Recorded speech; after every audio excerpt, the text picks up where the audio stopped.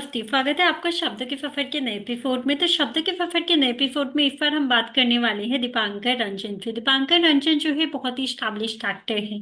ये जो है बॉर्न हुए थे जम्मू कश्मीर में। इन्होंने स्कूलिंग की थी पंजाब में एंड उसके बाद जो है ये विफलिंग वुड्स में से भी जुड़े हुए हैं। तो दीपांकर रंजन जो है हमें बहुत अच्छी अच्छी सीरीज दे चुके हैं जो कि काफी ज्यादा वायरल है और आपने आई थिंक देखी ही होंगी। इनकी सीरीज है फेस्टर्स दे चुकी हैं। ये फेस्टर्स 2 पे काम कर चुके हैं या फिर ये अरेंज कपल पे काम कर चुके हैं जो कि गलियापा के प्रोजेक्ट से।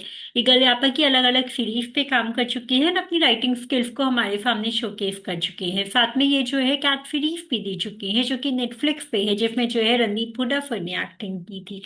साथ में ये मेडिकल ड्रीम्स में भी एक पार्ट प्ले कर चुके हैं। वहां पे भी ये एक्ट कर चुके हैं। एक छोटे वादे स्टाब्लिश राइटर हैं कि अपने आप को राइटिंग की फील्ड में स्टैब्लिश कर चुके हैं। एंड ये हमें अलग अलग इस एपिसोड के थ्रू ये हमें अलग अलग इंसाइट्स देते हैं कि कैसे कोई इस नया स्टैब्लिश राइटर जो है राइटिंग डायरेक्शन में जो आगे बढ़ना चाहता है वो कैसे स्टैब्लिश हो सकता है, अपने आप को स्टैब्लिश कैसे कर सकता है। साथ में आजकल सोशल मीडिया जो कि बहुत ज्यादा इवॉल्विंग है उसका यूज करके जो है आप अपनी राइटिंग स्किल्स को कौन कैसे इन्हांस कर सकते हैं। एंड अगर आप टीवीएफ के साथ में जुड़ना चाहते हैं तो उसके लिए भी ये हमें काफी ज्यादा इंसाइट्स देते हैं। तो आइए बात करते हैं कि दीपांकर रंजन सर से उनकी पर्सनल जर्नी के बारे में कि उनकी जर्नी की शुरुआत कैसे हुई, कैसे उन्होंने राइटिंग प्रोजेक्ट्स को चुना, कैसे वो टीवीएफ के साथ में एसोसिएट हुए, कैसे वो रेड चिलीज के साथ में जो है उन्होंने अपने असिस्टेंट डायरेक्टर इंटर्न काम किया। एंड साथ में जो है अभी जो उनके जो नए प्रोजेक्ट्स है सीरीज आने वाली है वो कैसे रहने वाली हैं। तो आइए बात करते हैं दीपांकर रंजन सर से एंड आई थिंक आपको ये कन्वर्सेशन काफी ज्यादा पसंद आएगी। मोस्ट वेलकम टू शब्द का सफर and thank you for joining me Thanks. here. Thank Thank you you. for joining me. तो वो सबसे पहले शुरू करते हैं आपकी जर्नी के बारे में कि आपकी Okay. खुद से जो क्रिएटिव जर्नी है वो कहाँ से शुरू हुई, एज अ राइटर आपने कहाँ से अपनी जर्नी की शुरुआत की, आपका एजुकेशन बैकग्राउंड क्या है। First of all, before we proceed this interview, I'm very grateful that आपने मुझे invite किया and I was very keen ji. and actually कल मेरा I just had this very massive throat ache.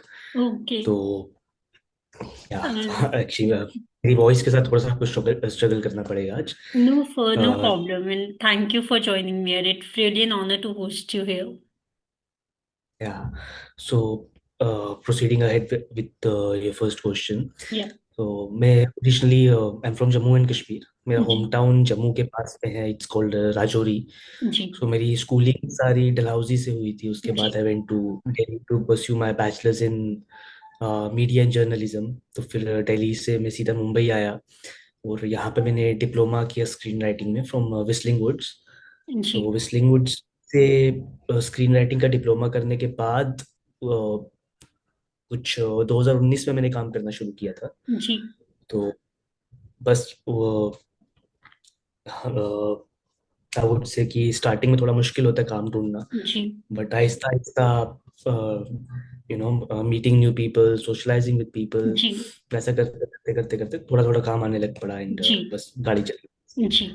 And फिर मतलब आपने उसके बाद जो टीवीएफ से जुड़े और गरियापा ज्वाइन किया आपने, तो आपके करियर का जो क्रिएटिव बैकग्राउंड था वो कैसा था, मतलब वो पहला मोमेंट क्या था जब आपने इस इकोसिस्टम में एंटर किया, क्योंकि ये एक तरीके से कि ब्रांड फेस है कंपेरेटिवली। तो उस इकोसिस्टम में मतलब आपने कैसे एंटर किया, आपकी कैसे शुरुआत हुई एंड क्रिएटिव एनवायरनमेंट कैसा रहा आपका। सो टीवीएफ में ऑनेस्टली कहूँ मैंने एक्सपेक्ट नहीं किया था कि मतलब मैं टीवीएफ के साथ जुड़ूंगा जी। या करियर के इतने स्टार्टिंग के फेज में अगर जुड़ूंगा तो इतने स्टार्टिंग वाले फेज में काम करना शुरू करूंगा. जी। तो बिल्कुल अनएक्सपेक्टेड था टीवीएफ के साथ कोलैब करना. और जी। मुझे बिल्कुल होप्स भी नहीं थे. इवन मेरा एक फ्रेंड है, he help me to get into TVF because they were looking for writers, so he got in touch जी। With me. He asked me कि would you like to join TVF and मैं बहुत excited था उस जी। Time पे. But हाँ, TVF का एक सिलेक्शन प्रोसेस होता है. सो बेसिकली अगर आपके कॉन्टैक्ट्स होंगे इंडस्ट्री में, they can only help you. You know, आपको खाली एक अपॉर्चुनिटी के साथ इंट्रोड्यूस करवा सकते जी। हैं, जी। बाकी उसे क्रैक करना, जी। एक इंटरव्यू क्लियर करना, वो अगेन आपको खुद से जी। करना पड़ेगा. तो जी। टीवीएफ का जो सिलेक्शन प्रोसेस है जी। तो इजी नहीं है क्रैक करना. तो जी। कुछ असाइनमेंट्स थे, जी और वो असाइनमेंट्स किए मैंने, उसके बाद इंटरव्यू हुआ, और तब भी मुझे जी इतनी ज़्यादा ऑनेस्टली कहूँ कि होप नहीं थी, बिकॉज एक टीवीएफ एक अब उन्होंने बहुत कम टाइम में एक जी लेगेसी बनाई है, जी और इतने बड़े शो किए हैं, तो मुझे इतना ज़्यादा still I was very dicey. But जब मेरा इंटरव्यू हुआ तो इंटरव्यू के टाइम पे मेरे को थोड़ा वैसे कॉन्फिडेंस आने लगा कि नहीं यार, कि मेरा असाइनमेंट अच्छा गया है, मेरा हाँ जी इंटरव्यू भी अच्छा गया है। जी और हाँ, थोड़ा सा मुश्किल था स्टार्टिंग में मेरे लिए, क्योंकि मैं इससे पहले एक बिल्कुल डिफरेंट स्कूल से आता हूँ। मैंने जी बहुत अलग अलग तरह के आर्टिस्ट को असिस्ट किया, उन्हें उनके साथ काम किया, और फिर जी सडनली मैं टीम में एंटर कर रहा हूँ, उनका वर्किंग स्टाइल बिल्कुल जी डिफरेंट है। जी तो बट आहिस्ता से आपको टाइम लगता है एडजस्ट जी होने में किसी नई जगह जी। में। आप पहले असिस्टेंट और डायरेक्टर की तरह काम करते थे अलग अलग प्रोजेक्ट्स में, मतलब बिफोर राइटिंग में आप ज्वाइन करने से पहले? मैंने एज एन असिस्टेंट राइटर और असिस्टेंट डायरेक्टर दोनों काम किया जी है इससे पहले। जी और मैंने शुरुआत की थी टीवी से की थी बेसिकली, सो जी टीवी से असिस्ट करना शुरू किया था। मेरे स्टार्टिंग के आई गेस, जब मैंने कॉलेज पास आउट किया था तो कुछ महीने मैंने टीवी के सेट पे असिस्ट किया है, जी कुछ महीने कुछ टाइम टीवी के राइटर्स को असिस्ट किया है, जी और काफ़ी सीखने को मिला है। Finally I got a chance to work with Red Chillies. तो रेड चिलीज में जी मैंने एज एन इंटर्न ज्वाइन किया, और 1.5 साल जी तक मैंने रेड चिलीज एंटरटेनमेंट में काम किया था। जी और अगेन एक वो एक डिफरेंट टाइप का ट्रांजिशन था, जी टीवी से आप फिल्म स्टूडियो में जी जा रहे हो, जी तो उनका काम करने का तरीका बहुत अलग होता है। जी उनका छोटी छोटी चीजें होती है ना, सभी बहुत अलग होती है, चाहे वो एक राइटिंग हो, क्रिएटिव डेवलपमेंट जी हो। टीवी में एक चैलेंज ये होता है कि आपके पास टाइम बहुत कम होता है, जी आपको हर दिन एक एपिसोड के साथ हाँ आना जी है, तो आप बहुत जी ज्यादा टाइम नहीं ले सकते। जी but when it comes to a film studio या फिर एक वैसा स्टूडियो जो खाली वेब सीरीज पे फोकस जी करे, तो आपके पास टाइम थोड़ा सा होता है। जी और रेड चिलीज के बाद फिर मैंने एक सीरीज किया था, कैट। कैट में मैं जी एज आपने एन जी जो नेटफ्लिक्स पे है ये। डायरेक्टर। जी हाँ जी, हाँ जी, तो उसमें as an assistant writer, writing में भी असिस्ट करता, डायरेक्शन में भी असिस्ट जी करता। और वो अब तक का मेरी लाइफ का वैसा प्रोजेक्ट है कि जिसमें मैंने एक पूरी पूरी एक जर्नी होती है ना पेपर से हाँ जी स्क्रीन तक की, जी वो एक्सपीरियंस की, जी उसमें मैंने सबसे ज़्यादा सीखा है। उतना शायद मैंने अब तक कहीं नहीं सीखा जितना मैंने कैट में सीखा जी है। और वो कुछ 1 साल की ड्यूरेशन थी उस पूरे प्रोजेक्ट की। जी उसकी राइटिंग हो, प्रेप हो, शूट हो, हाँ जी तो बहुत बड़ा टाइम होता है आप किसी प्रोजेक्ट को कमिट कर रहे हो। फिर कैट के बाद मैंने एक फिल्म की थी, फिल्म के बाद कुछ एड्स किए, जी म्यूजिक वीडियोस किए, और फिर एक पॉइंट पे ना मेरे लिए बहुत मुश्किल हो रहा था as an to work as an assistant director, to जी work as an writer. Writer तो मुझे बैलेंस नहीं हो रही थी चीजें, जी एंड देन आई रियलाइज कि मुझे किसी एक को I would have to let go या ऑफ वन थिंग। जी and I was more keen to pursue writing, और मैंने फिर जी पूरी तरह से राइटिंग को फोकस में रखा और एज एन जी असिस्टेंट डायरेक्टर काम करना छोड़ दिया। जी और अब thankfully I have started working as an independent writer. Okay और वो एक अलग जर्नी शुरू हुई है, उसके अलग चैलेंजेस हैं, और जी अगेन उसमें भी हर दिन सीखने को मिलता है जी कुछ ना कुछ नया। जी जी तो फिर आपने काफी ज्यादा अलग अलग एस्पेक्ट्स में काम किया, जैसे आपने टीवी शोज में काम किया है, उसके लिए आपने राइटिंग की, आपने वेब सीरीज में काम किया, आपने जो है रेड चिलीज के साथ में काम किया है। तो इन तीनों में जो है डिफरेंस क्या रहता है? मतलब आपका टीवी की राइटिंग काफी अलग है जैसे आपने बताया, रेड चिलीज फिल्म स्टूडियो में काम करना आपका काफी अलग एक्सपीरियंस है, एंड साथ में जो है वेब सीरीज की जो राइटिंग है वो भी काफी अलग प्रोसीजर है। तो तीनों में डिफरेंस क्या रहता है फॉर समबडी जिसे पता ही नहीं है कि क्या डिफरेंस है, कितना राइटिंग प्रोसेस में क्या चैलेंजेस आते हैं, तो उनके लिए क्या डिफरेंस रहता है इन तीनों में? एक्चुअली ना सबसे ज्यादा आपको चैलेंज तब आता है जब आप मुझे लगता है मुंबई में आप आ जाते हैं और आपको राइटिंग की एक नॉलेज नहीं है। जी काफी लोग यहाँ पे ऐसा कहते हैं कि राइटिंग एक वैसी चीज है, आप इनबिल्ट होते हो, आप बचपन से आप में होता है, वो सिखाई नहीं जी जाती। कहीं किसी हद तक ठीक मानता हूँ मैं उस बात को कि राइटिंग सिखाई नहीं जाती, बट जो उसकी टेक्निकलिटीज हैं, जो उसका स्ट्रक्चर है, जी काफी चीजें होती है आपको सीखनी पड़ती हैं। जी तो आप अगर बिल्कुल क्लूलेस होके आ जाओगे, आपने उसकी बेसिक्स जी ही आपके क्लियर नहीं है, आप जी स्ट्रगल करोगे। You are going to start with TV, because TV में, क्योंकि अब ना जितना मैंने, जितनी मेरी समझ है इंडस्ट्री की, जितना मैंने देखा है, अब वो टाइम चला गया है जब कोई बड़ा राइटर या बड़ा डायरेक्टर आपको बिठा के सिखाएगा। जी। जब आप किसी को हायर कर रहे हो, आपका मेन एजेंडा यही है कि I want someone to assist me, जो मेरा जी। काम रिड्यूस कर सके, मेरा जी। बर्डन कम हो, जी। Which is fair enough. जी। और एक हद तक सिखाएंगे आपको, बट अगर आप बिल्कुल एक क्लीन स्लेट की तरह आ रहे हो तो बहुत शायद कोई 10 में से एक आध जन हो जो आपको सिखाने के जी। लिए बैठे हो। और टीवी में चैलेंज ये आता है अगेन, आपने अगर बिल्कुल नए नए आए हो, आपके बेसिक्स क्लियर नहीं है, जी। आपको एक सीधा असाइनमेंट मिल जाएगा कि कल जी। एपिसोड एयर करना है। और जी। टीवी में ना एक्चुअली बैंक बनाया जाता है। जी। एपिसोड बैंक मान बनाया लीजिए, जाता है, मतलब या कुछ एपिसोड्स क्योंकि का। हाँ जी, तो अगेन 3 सेगमेंट्स होते हैं। आपको पहले स्टोरी की स्टेज क्लियर करनी है, स्क्रीन प्ले की करनी है, डायलॉग्स की जी। करनी है। और ऐसा नहीं है कि जिन लोगों के साथ मैंने काम किया, मैं उनका बता रहा हूँ कि आप हर दिन एक दिन लेके एक बनाएंगे। आपको जी। अगले 10-15 एपिसोड्स का जो स्टोरी लाइन है वो साथ में रेडी करनी पड़ेगी, जी। क्योंकि अगेन वो हर दिन एयर हो रहा है। और जी। डेडलाइंस बहुत टाइट हैं। और टीवी की जो राइटिंग होती है अगेन वो थोड़ी सी ओवर ड्रामेटिक हो जाती है। जी। आप सीखोगे, बहुत चीजें सीखोगे, वो भी एक चैलेंज होता है, काफी कम टाइम में जी। स्क्रिप्ट्स ऑडियंस प्रोड्यूस को हुकअप रखना है बहुत लंबे ड्यूरेशन के लिए। वेब सीरीज में मतलब आप करना ज्यादा जल्दी क्लाइमेक्स जो है वो रिवील कर सकते हो, कि एक पॉइंट ऑफ दे सकते हो कि एक पॉइंट पे बाद है। आने वाला है और क्लाइमेक्स। टीवी में अगेन टीआरपीज आ जाती हैं, आपको हर जी। हफ्ते पता लग रहा है मेरे शो की टीआरपी क्या जा रही है। अच्छा, जी। ये ट्रैक वर्क नहीं कर रहा, आप पैनिक करके पूरी स्टोरी चेंज कर देते हैं। जी। जी। बहुत बार ऐसा होता जी। है रिव्यू आपको। फीडबैक भी मिलते रहते हैं ऑन पॉइंट, टाइम के हाँ टाइम टू जी। टाइम।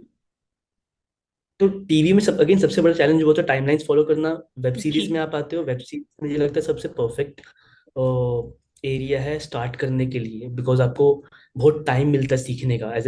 अगर आप एज एन असिस्टेंट जी। किसी वेब सीरीज में जा रहे हो, आपको कैरेक्टर्स बनाना, कैरेक्टर्स क्रिएट करना, जी। काफी सीखने को मिलेगा। आप अगर अच्छे राइटर्स के साथ जी। काम कर रहे हो, उनकी स्क्रिप्ट से गो थ्रू कर रहे हो और आप जी। थॉरली अपना काम कर रहे हो, आपको समझ आएगी कि एक प्लॉट को कैसे चलाना है, कहानी कैसे बढ़ती है, जी। रिदम क्या है, कैरेक्टर्स कैसे क्रिएट हो रहे हैं, आपका स्क्रीन प्ले का स्ट्रक्चर क्या है। जी। और वेब सीरीज काफी अच्छी स्पेस है। और film, I feel feature film एक ऐसी चीज है जो सीरीज और वेब सीरीज से बहुत अलग जोन चला जी। जाता है। जी। मतलब वो तीनों का एस्पेक्ट एक, डिफरेंट है, बिल्कुल ही डिफरेंट है, कि मतलब कोई एक दूसरे से को जॉइन नहीं है, सब कुछ का अलग ही कॉन्सेप्ट है। फिर टीवी में आपने बोला कि टीआरपी के बेसिस पे स्टोरी चेंज भी करनी पड़ सकती है। यस फिर यस यस, जी, वेब सीरीज में ऐसा नहीं होता है। वेब सीरीज में ऐसा नहीं है। उसमें आप, वो वेब सीरीज में अच्छी चीज है, आपको पहले क्लैरिटी है मैं क्या बनाने जा रहा जी। हूँ। और अगेन मुंबई में थैंकफुल एक अच्छी चीज ये है आज भी, जो काफी रीजनल इंडस्ट्रीज उसमें स्ट्रगल कर रही हैं। जी। यहाँ बाउंड स्क्रिप्ट के बिना आप फ्लोर पे नहीं जाते हो। जी। चाहे अच्छी से अच्छी वेब सीरीज हो, खराब से खराब वेब सीरीज हो, जब तक आपके पास बाउंड स्क्रिप्ट नहीं है पिछले जी। 10 से 12 सालों में, आई थिंक काफी लोग कॉर्पोरेट कल्चर को जी। क्रिटिसाइज भी करते हैं, बट एक प्लस चीज उसमें ये है, जब तक आपने बाउंड स्क्रिप्ट क्रिएट नहीं की है, जी। आपको फंड नहीं मिलेगी, आप फ्लोर पे नहीं जाओगे। जी। एक्टर्स पूछते हैं जी। कि कहाँ पे है। जी। और अब टाइम बदल गया है, एक 90s 80s का टाइम जी। था जितना मैं सुनता हूँ कि जब स्क्रिप्ट का ट्रेंड ही नहीं था। और जी। कुछ रीजनल इंडस्ट्री आज भी जी। उस आइडियोलॉजी, उनके लिए उनका वर्किंग स्टाइल वैसा, हम बिना स्क्रिप्ट के चले जी। जाएंगे, सेट पे क्रिएट करेंगे। जी। बट जब आपके पास स्क्रिप्ट होती है, खासकर वेब सीरीज में, तो अब जी। तभी देखिए जो इंडिया की सबसे अच्छी अच्छी वेब सीरीज बनी है, जी। उनकी सबसे बड़ी स्ट्रेंथ उनकी राइटिंग है। चाहे जी। मेड इन हेवन, हाँ जी। सेक्रेड गेम, जी। आप हमेशा जब भी उनकी बात करोगे, आप कैरेक्टर्स की बात करोगे, जी। जी। स्टोरी की बात करोगे, और जी। अगर वो आपके लिए वर्क नहीं की, आप तब भी राइटिंग की ही बात कर रहे हो। जी। क्योंकि वेब सीरीज में अगेन आपको क्लैरिटी है आप क्या लेके जा रहे हो। जी। वो आपके माइंड पूरा एक वो वर्ल्ड क्लियर है कि मेरा जी। पहला एपिसोड यहाँ से शुरू हो रहा है, 8वां एपिसोड यहाँ जी। से शुरू हो रहा है। जी। तो वो एक बस चीज है। जी, मतलब बाउंड स्क्रिप्ट का मतलब है कि आपके पास एक पहले से स्क्रिप्ट रेडी होती है, जो आप कैरेक्टर्स को, एक्टर्स को दिखाते हैं, एंड साथ में जो फंड रेजर्स, प्रोड्यूसर्स को भी दिखाते हैं, उसके बेसिस पे आप परस्यू करते हैं। मतलब ऐसा नहीं होता कि आपने जो है पहले मिल लिए एंड प्रोड्यूस कर लिए, पहले फंडिंग उठा ली एंड उसके बाद जो है आप स्क्रिप्ट लिखना शुरू करें, डिपेंडिंग ऑन कि डायरेक्टर की रिक्वायरमेंट क्या है। तो मतलब वो प्रोसीजर नहीं। करेक्ट। मतलब अगर आप मतलब वैसी चीज आ गई है ना, आप अगर वेल नोन राइटर भी हो, आप जी मैक्स टू मैक्स एक स्टोरी लेवल पे अप्रूवल जी ले सकते हो, बट अगेन जी गेम प्ले आपको पूरा दिखाना पड़ेगा किसी भी स्टूडियो को, चाहे आप जी नेटफ्लिक्स के साथ बना रहे हो, प्राइम के साथ बना रहे हो। आप ऐसा नहीं बोल सकते कि मेरे पास एक वन पेज कॉन्सेप्ट है, जी आप अगर फंडिंग दे दो मैं शुरू कर दूंगा, जी शूट शुरू कर दूंगा। जी आपको प्रॉपर जी 120 पन्ने की स्क्रिप्ट चाहिए, जी और अगर आप वेब सीरीज बनाने जा रहे हो आपको एटलीस्ट एक पायलट एपिसोड तो चाहिए ही चाहिए। फिर जी आपको काफी टाइम मिलता है, 4 से 6 महीने का, खाली जी। राइटिंग के लिए। मतलब आप लोग को तो पहले एक पायलट एपिसोड जैसे आपने बताया तो वो भी शूट करना पड़ता है पहले, प्रायर कि आपको फंडिंग मिले, या वो फंडिंग के अ, बाद? सबसे पहले मतलब आपकी स्टेज यही रहती है, जब आप किसी एक वेब सीरीज को लेके आगे जाते हैं, जी आपकी स्टोरी सिनॉप्सिस पूरे जी हो आपके पास, और एक हाँ जी पायलट एपिसोड हो पिच जी करने के लिए। जी अगर वो सारी चीजें क्लिक करती हैं, कुछ बेसिक फीडबैक आता है प्रोड्यूसर का या स्टूडियो का, फिर आपको 4 से 6 महीने का टाइम मिलता है राइटिंग का। जी। और एक दूसरा अप्रोच ये होता है, कुछ इंडिपेंडेंट प्रोड्यूसर्स पहले से ही शूट करके ले जाते हैं अपना अच्छा, प्रोजेक्ट। ओके। एंड वो दिखा देते वो हैं कि ये हमारा एक माइंड सेट हमने शूट, है शूट को लेके। जी आप पूरा स्टार्टिंग से ही शूट करके ले जा रहे हो, स्टूडियो को दिखा रहे हो, उन्हें अच्छा लगे तो वो वैसा पूरा वही चीज जी उठा लेंगे आपसे, मतलब एक जी एथिकल तरीके से। जी। बाकी फिर टीवीएफ पे हम जानते हैं कि एक जो है ऑथेंटिक वॉइस को कैप्चर करता है, नॉर्मली इंडियन यूथ पे ज्यादा फोकस करता है कि आजकल जो भी हम लोगों की चल रही है, प्रॉब्लम्स चल रही है, जैसे आप कलियापा से जुड़े हुए हैं तो आपने अलग अलग सीरीज बताई है जो कि ऑथेंटिक है, जैसे कि आपने जो है फेस्टिव पे काम किया है वो लिखी है। तो वो एक अप्रोच को दिखाता है जो कि मतलब हम लोग भी अगर अपने बहन भाई में या जैसे भी हम लोग अप्रोच करते हैं उसे दिखाता है। या अरेंज कपल हो गया, उसमें भी जो आजकल जो डिफरेंट कपल्स जो प्रॉब्लम फेस कर रहे हैं उसको वो चीज जो है वो शो करती है। तो एक राइटर के तौर पे मतलब आपकी क्या क्रिएटिव फिलॉसफी रहती है, या आपका खुद का क्या गाइडिंग प्रिंसिपल रहता है कि आप अपनी तरफ से कैसे ऑथेंटिसिटी अप्रोच करते हैं कि आप वो चीजें दिखा पाए जो कि लोग रिलेट कर पाए इतना ज्यादा? तो उसके पीछे ऑडियंस को कनेक्ट करने का क्या टच में होता है? तो जब मैंने अरेंज कपल पे काम करना शुरू किया था, अगेन वो एक बिल्कुल डिफरेंट स्पेस है, मैंने उससे पहले एक वैसे जोन को टच भी नहीं किया था। जी तो हमने एक्चुअली में कुछ इंसाइट्स लेने के लिए कुछ रियल लाइफ कपल्स के साथ वी गॉट इन टच, जी उनसे पूछने लग पड़े जी कपल की इंसाइट्स क्या होती हैं। हम जी इंटरनेट पे काफी रिसर्च की, जी मेरी फैमिली में, मेरे फ्रेंड्स में जी जो न्यू मैरिड कपल्स थे, मैं जी गॉट इन टच विद। जी तो वहां से इंसाइट्स लेना हमने शुरू किए। जी क्यों क्या होता है, अगर आप रिसर्च नहीं करोगे, लोगों से इंटरेक्ट नहीं करोगे, जी तो आप जो ऑडियंस को दिखा रहे हो वो सुपरफिशियल लगेंगी। हाँ जी वो बहुत सी सुपरफिशियल चीजें होंगी। जी हमारी ऑफिस के अंदर भी अगर कोई जी मैरिड कपल था, जी तो उनसे हम पूछते रहते थे, क्यों जी आपकी, जब आप, अगर आपकी अरेंज मैरिज हुई थी या इवन लव मैरिज भी हुई थी, आपको जी स्टार्टिंग में क्या क्या प्रॉब्लम्स आ रही थी। जी तो अगर आपको ऑडियंस को कुछ रॉ, कुछ सच जी अच्छी चीज देनी है, तो आपको उन्हीं से जी। लेना फीडबैक पड़ेगा लेना मटेरियल। जरूरी है कि एक रिसर्च करके आप जो है उस अप्रोच किया, आपका जो रिसर्च था वो आपका क्या हो गया था अप्रोच, मतलब जो आपका जो मेथड था अप्रोच करने का वो रिसर्च बेस्ड था कि जो लोग फील कर रहे हैं या जो वो बता रहे हैं फीडबैक आप वही टीवी स्क्रीन पे शो करें। फिर उनमें से ऐसा होता है कि उस पूरे रिसर्च से, उन पूरी इंसाइट्स में अगर कोई आपको चीज बहुत क्लिक करती है ह्यूमन जी लेवल पे यार, जी ये जैसे मैंने एक एपिसोड लिखा था उस पे कि हनीमून के बाद स्पार्क चली जाती है एक जी रिलेशनशिप में से। जी और वो इंसाइट मुझे इंटरेक्ट करके ही मिला, मुझे जी पहले से उसकी क्लैरिटी हुई थी जब मैंने जी सुना। देन आई रियलाइज कि अच्छा हाँ ऐसा भी होता है। जी क्योंकि शादी में एक टाइम के बाद आपको लगता है कि यार स्पार्क चली जाएगी, जी अब मेरी लाइफ बोरिंग हो जाएगी। जी और वो चीजें अगर रिसर्च नहीं की होती, वैसे जी आइडियाज नहीं मिलते। जी और सिस्टर्स में भी ऐसा ही था, सिस्टर्स के जब हम आइडियाज क्रैक कर रहे थे, जी रिसर्च से आइडिया आए। और आप बहुत जरूरी है, अगर आप सिस्टर्स पे एक सीरीज बनाने जा रहे हो, तो आप you have to interact with real life sisters, या you have to interact people who have got one elder sibling. या वो अपनी इनसाइट से थे, जी तो फिर वहां से आप कुछ पिक करते हो, कुछ जी क्लिक करते हो, और कुछ अंदर से निकलता है। कैसे आप उन दो चीजों को मैरी करते हो, एक एपिसोड लिखना शुरू करते हो। जी, तो मतलब आपका जो इंसाइट्स था, मतलब जब भी आपने सीरीज बनाई, और आपको मतलब कौन कौन सी ऐसी प्रॉब्लम्स लगी, चैलेंजेस लगी जो कि लोग रियल लाइफ में एक्चुअली फेस कर रहे हैं? मतलब फॉर एग्जांपल, आपने बताया कि जो आपका हनीमून वाला पीरियड था कि स्पार्क चली जाती है, वो एक अलग कॉन्सेप्ट था जो आप लेके आए उसमें। तो ऐसे मतलब बहुत सारे ऐसे पॉइंटर्स होंगे जो आपने अपने मतलब जो रिसर्च के बेसिस पे आपने उसमें सीरीज में पुट किए। तो ऐसा कोई पॉइंट है, ऐसा कोई प्लॉट या सीन के बारे में आप बताना चाहेंगे जो आपने पुट किया ऑन बेसिस ऑफ रिसर्च? जैसे कि आई थिंक कॉफी शॉप में जब वो लोग डिस्कस करते हैं फर्स्ट टाइम, जब वो मीट करते हैं कि ये कपल मिलने वाले हैं या नहीं मिलने वाले, तो वो भी काफी डिफरेंट अप्रोच था। तो कोई ऐसा सीन जो आप बताना चाहेंगे? मेरे लिए सबसे पहला चैलेंज था कि अगर आप टीवीएफ में गर्ल या आपका एक स्पेसिफिक चैनल है जो फीमेल सेंट्रिक कंटेंट जी। ज्यादा बनाता है, जी। और अगेन तो बहुत जरूरी है कि आपके अंदर ना, मुझे लगता है कि आपकी मेल साइड भी होती है, एक फेमिनिन साइड भी होती है, जी। And you have to get in touch with that feminine side of yours. Yeah. आपको उस तरह से एक फीमेल के पर्सपेक्टिव से दुनिया देखनी पड़ेगी। जी। अगर आप एक फीमेल सेंट्रिक स्टोरी लिखने जा रहे हैं, जी। जब तक आप उस नजरिए से नहीं देखेंगे, और मैंने उससे पहले इतना कोर एक फीमेल सेंट्रिक स्टोरी पे काम नहीं किया था, जी। तो वो मेरे लिए चैलेंज था।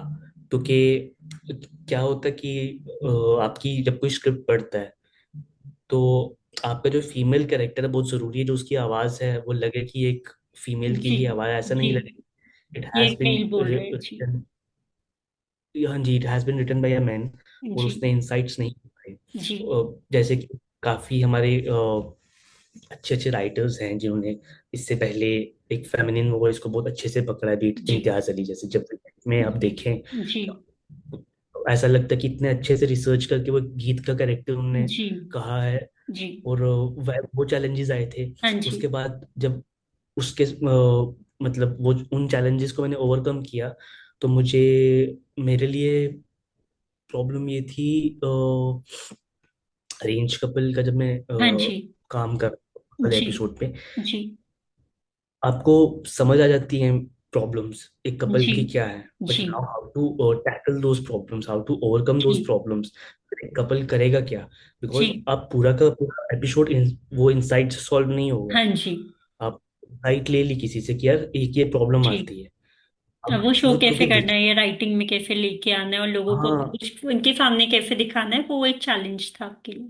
उसको वो सॉल्व कैसे कर रहा है कपल। और आजकल क्या हो गया, आपको बहुत सी चीजों को ध्यान रखना पड़ता है कि कोई वैसी चीज ना आए कि ऑडियंस ऑफेंड हो जाए। जी। अगेन वो जो, जब क्योंकि मैंने गलियापा के दोनों या तीनों शो जब भी उनमें डाइव किया था, जी। मिडल में किया था, ऑलरेडी वो क्रिएट हो चुके थे, जी। तो एक सेंस ऑफ रिस्पॉन्सिबिलिटी आती है। वो ऑलरेडी वो प्रॉपर्टीज चल रही हैं, ऑडियंस कनेक्ट हो चुकी है, आपने हल्का जी। से भी ऊपर नीचे कर दिया तो ऑडियंस विल पॉइंट आउट कि ये तो वो जी। कैरेक्टर ही नहीं है जिसके साथ आप ट्रैवल कर रहे थे। जी। तो उन प्रॉब्लम्स को टैकल जी। करना, और एक जब आप लिखने बैठेंगे, जी। तो एक साइट को 15 पन्ने या 20 पन्ने का जब आप उसे तब्दील करते हैं पूरे एपिसोड में, वो एक जी। बहुत बड़ा चैलेंज आता जी। है।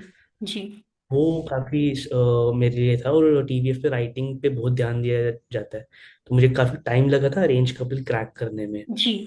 तो वो चीजें थी जी। जिनका मैंने सामना किया। जी, बाकी मतलब मुझे लगता है कि ऑडियंस को भी वो अरेंज कपल की जो स्टोरीज थी वो इतना ज्यादा रिलेट कर पाए, तभी वो जो है इतना ज्यादा मतलब ट्रेंडी भी हुआ, वो वायरल भी गया काफी टाइम से, हम लोगों ने देखा इंस्टाग्राम पे, यूट्यूब पे। क्योंकि कहीं ना कहीं उसकी जो स्टोरी थी वो रिलेटेबल थी। मे भी बहुत सारे ऐसे कपल्स होंगे जो कि ऑलरेडी वो चीजें फेस कर रहे होंगे। तो आई थिंक वो राइटिंग जो है वो वर्थ इट लगी लोगों को। And at the end of the day, मतलब आपको कितना टाइम लगा जब आपने अरेंज कपल, जैसे आपने बताया कि वो एक ऑलरेडी एक चैलेंजिंग प्रोजेक्ट था, उसे लिखने में कितना टाइम लगा आपको? आई गेस 3 से 4 महीने लगे थे हम सभी राइटर्स को। जी। हम, बिकॉज एक पूरा राइटर्स रूम क्रिएट किया जाता है मेरे साथ, जी। 4 से 5 राइटर्स होते हैं, हम एपिसोड्स डिवाइड कर लेते हैं। जी। और 3 4 से 4 महीने तो लग गए थे आराम से जी, उसमें। मतलब इतना तो टाइम आप लोगों तभी को लगा सिर्फ राइटिंग उसकी लिखने में, अरेंज कपल की? राइटिंग लिखने के लिए, जी। वो जब आप देखते हो ना, तो आपको देखने में बहुत इजी लगता है कि जब 15 20 मिनट का एपिसोड है, कॉमेडी तो लिखनी है। जी। बट जब आप लिखने बैठते हो, आप बिल्कुल फ्राइड हो जाते हो, जी। और तब पता लगता है कि बहुत ट्रिकी चीज है वो क्रैक करनी। तो जी। एक ये सबसे बहुत बड़ा प्लस पॉइंट है टीवीएफ का, कि आपको राइटिंग में इतनी तसल्ली से टाइम लेते हैं लिखने में, तभी वो चीज़ अच्छे से निकल के आती है। जी। नहीं तो काफी प्रोडक्शन हाउसेज आज वैसे हैं जो राइटिंग में टाइम नहीं इन्वेस्ट करते, जी उनको सब कुछ एकदम से चाहिए, 2 दिन में वो एपिसोड चाहिए, 3 दिन में एपिसोड चाहिए, जी और वो क्वालिटी का निकल के ही नहीं आती। जी और ये चीज काफी लोग आज भी सैडली इंडस्ट्री में समझते नहीं है। अगर आपको अच्छी स्क्रिप्ट लिखनी है, लिखवानी है, तो आपको जी टाइम देना पड़ेगा, उसमें इन्वेस्ट करना पड़ेगा। जी। मतलब आपको जो एक तरीके से टीवीएफ अपॉर्चुनिटी देता है कि आपको जो राइटिंग पे अपना काम करने के लिए अपना स्पेस देता है, कि जब तक आपकी राइटिंग एकदम से परफेक्ट ना हो जाए या ऑडियंस पे जाने के लिए रेडी ना हो जाए, तब तक वो जो है वो प्रेजेंट नहीं करते, या फैक्ट होना जो और है वो शुरू मल्टीपल नहीं होता। मल्टीपल नरेशंस होते हैं, जब तक वो सभी के एंड से अप्रूव नहीं होती स्क्रिप्ट, वो फ्लोर पे जा ही नहीं जी सकती। जी ऐसा टीवीएफ में है, जो कि बहुत अच्छी प्रैक्टिस है। जी अगर आपकी स्क्रिप्ट में आपका डायरेक्टर ही श्योर नहीं है, आपकी टीम ही श्योर नहीं जी है, तो वो कभी अच्छी बन के नहीं आएगी। जब आपका डायरेक्टर श्योर है, आपके एक्टर्स श्योर हैं, जी आपके सीनियर्स, आपकी क्रिएटिव टीम श्योर है कि हाँ, इस जी। स्क्रिप्ट के साथ हम आगे जा सकते हैं, तभी वो अच्छी निकल के आएगी। हाँ जी, डेफिनेटली सो। जी। बाकी फिर आपने मेडिकल ड्रीम्स में भी काम किया है, तो मेडिकल ड्रीम्स जो है वो एक कॉम्पिटिटिव एग्जाम के प्रेशर को शो करता है, तो फिर मतलब उसमें जो एक मतलब आपने कैसे मतलब अप्रोच किया वहां पे, क्या आपका सीक्रेट कॉन्सेप्ट था कि आप काफी सारे जो है स्टूडेंट से मिले, या उससे जो है ऐसी कैसी स्टोरी बनाई जिससे रिलेटेबल लगे कि जो भी कॉम्पिटिटिव एग्जाम के लिए प्रिपेयर कर रहे हैं या जो प्रेशर को हैंडल कर रहे हैं वो उस चीज से रिलेट कर पाए, मतलब फ्रेश आई कैसे गेस दिखाए स्टोरी को। मेडिकल ड्रीम्स का सारा क्रेडिट उसके राइटर्स को जाता है, तो मैं उसकी राइटिंग में नहीं था। जी मैंने बस एक छोटा सा कैरेक्टर उस पर प्ले किया था। जी और उसकी स्क्रिप्ट इतनी वेल रिसर्च थी, जो राइटर्स थे वो स्पेशली कोटा जाके आए थे, स्टूडेंट से इंटरेक्ट किया था, तो जी उसमें कुछ मेरा बहुत एक छोटा सा कैरेक्टर था उसमें, जिसमें जी। मैंने इनैक्ट किया था। ओके, और मतलब आपने वो एज एन एक्टर ऑलरेडी, काम किया था उसमें।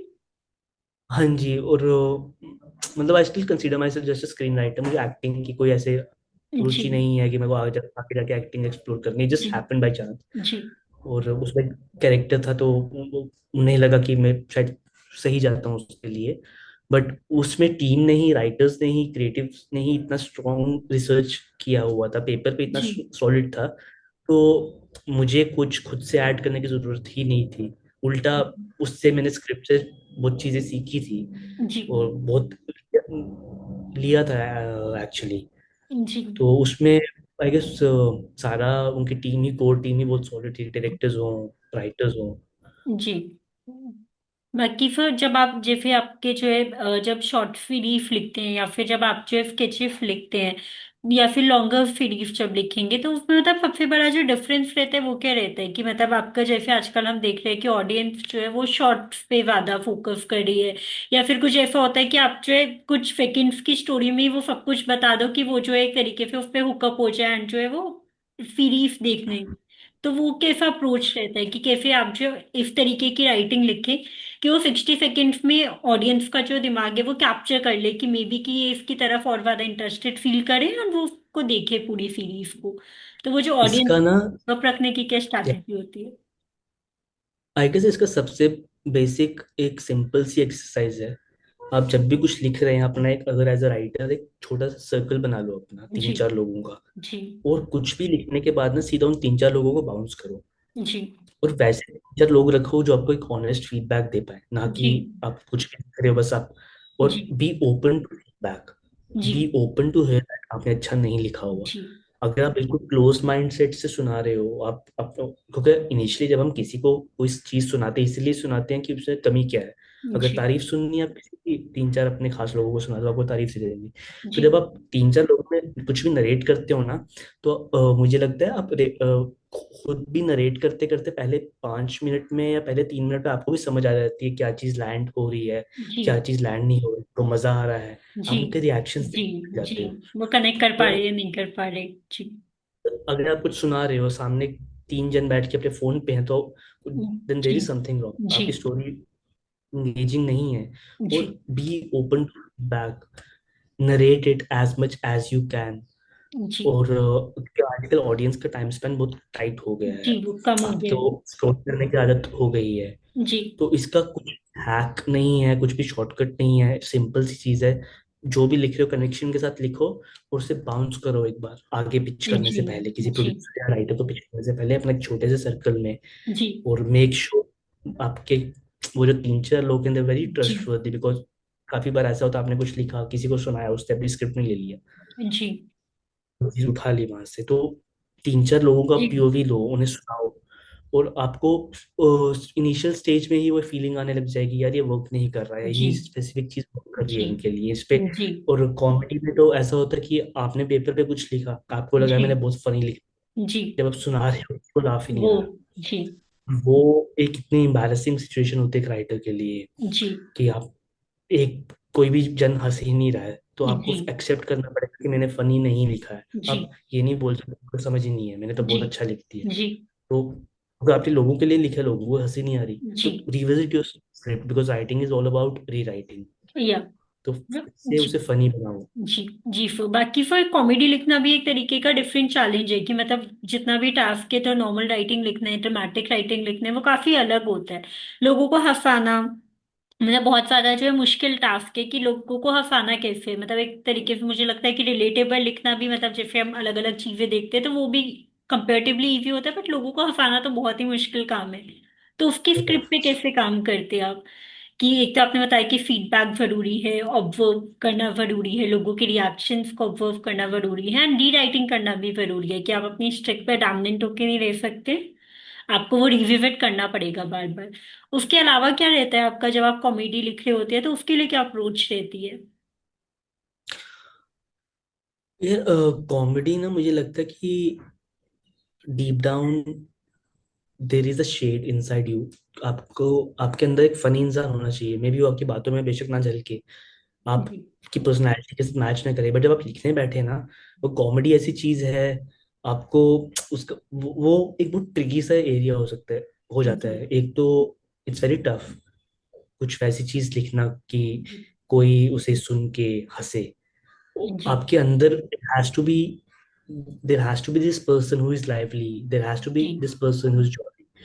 तो आपको सबसे पहले कॉमेडी अपनी राइटिंग में लाने से पहले आपको खुद, मुझे लगता है कि खुश होना पड़ेगा। जी एक, आप अगर मेंटली खुश नहीं हो, आप जी अच्छा फनी लिख सकते।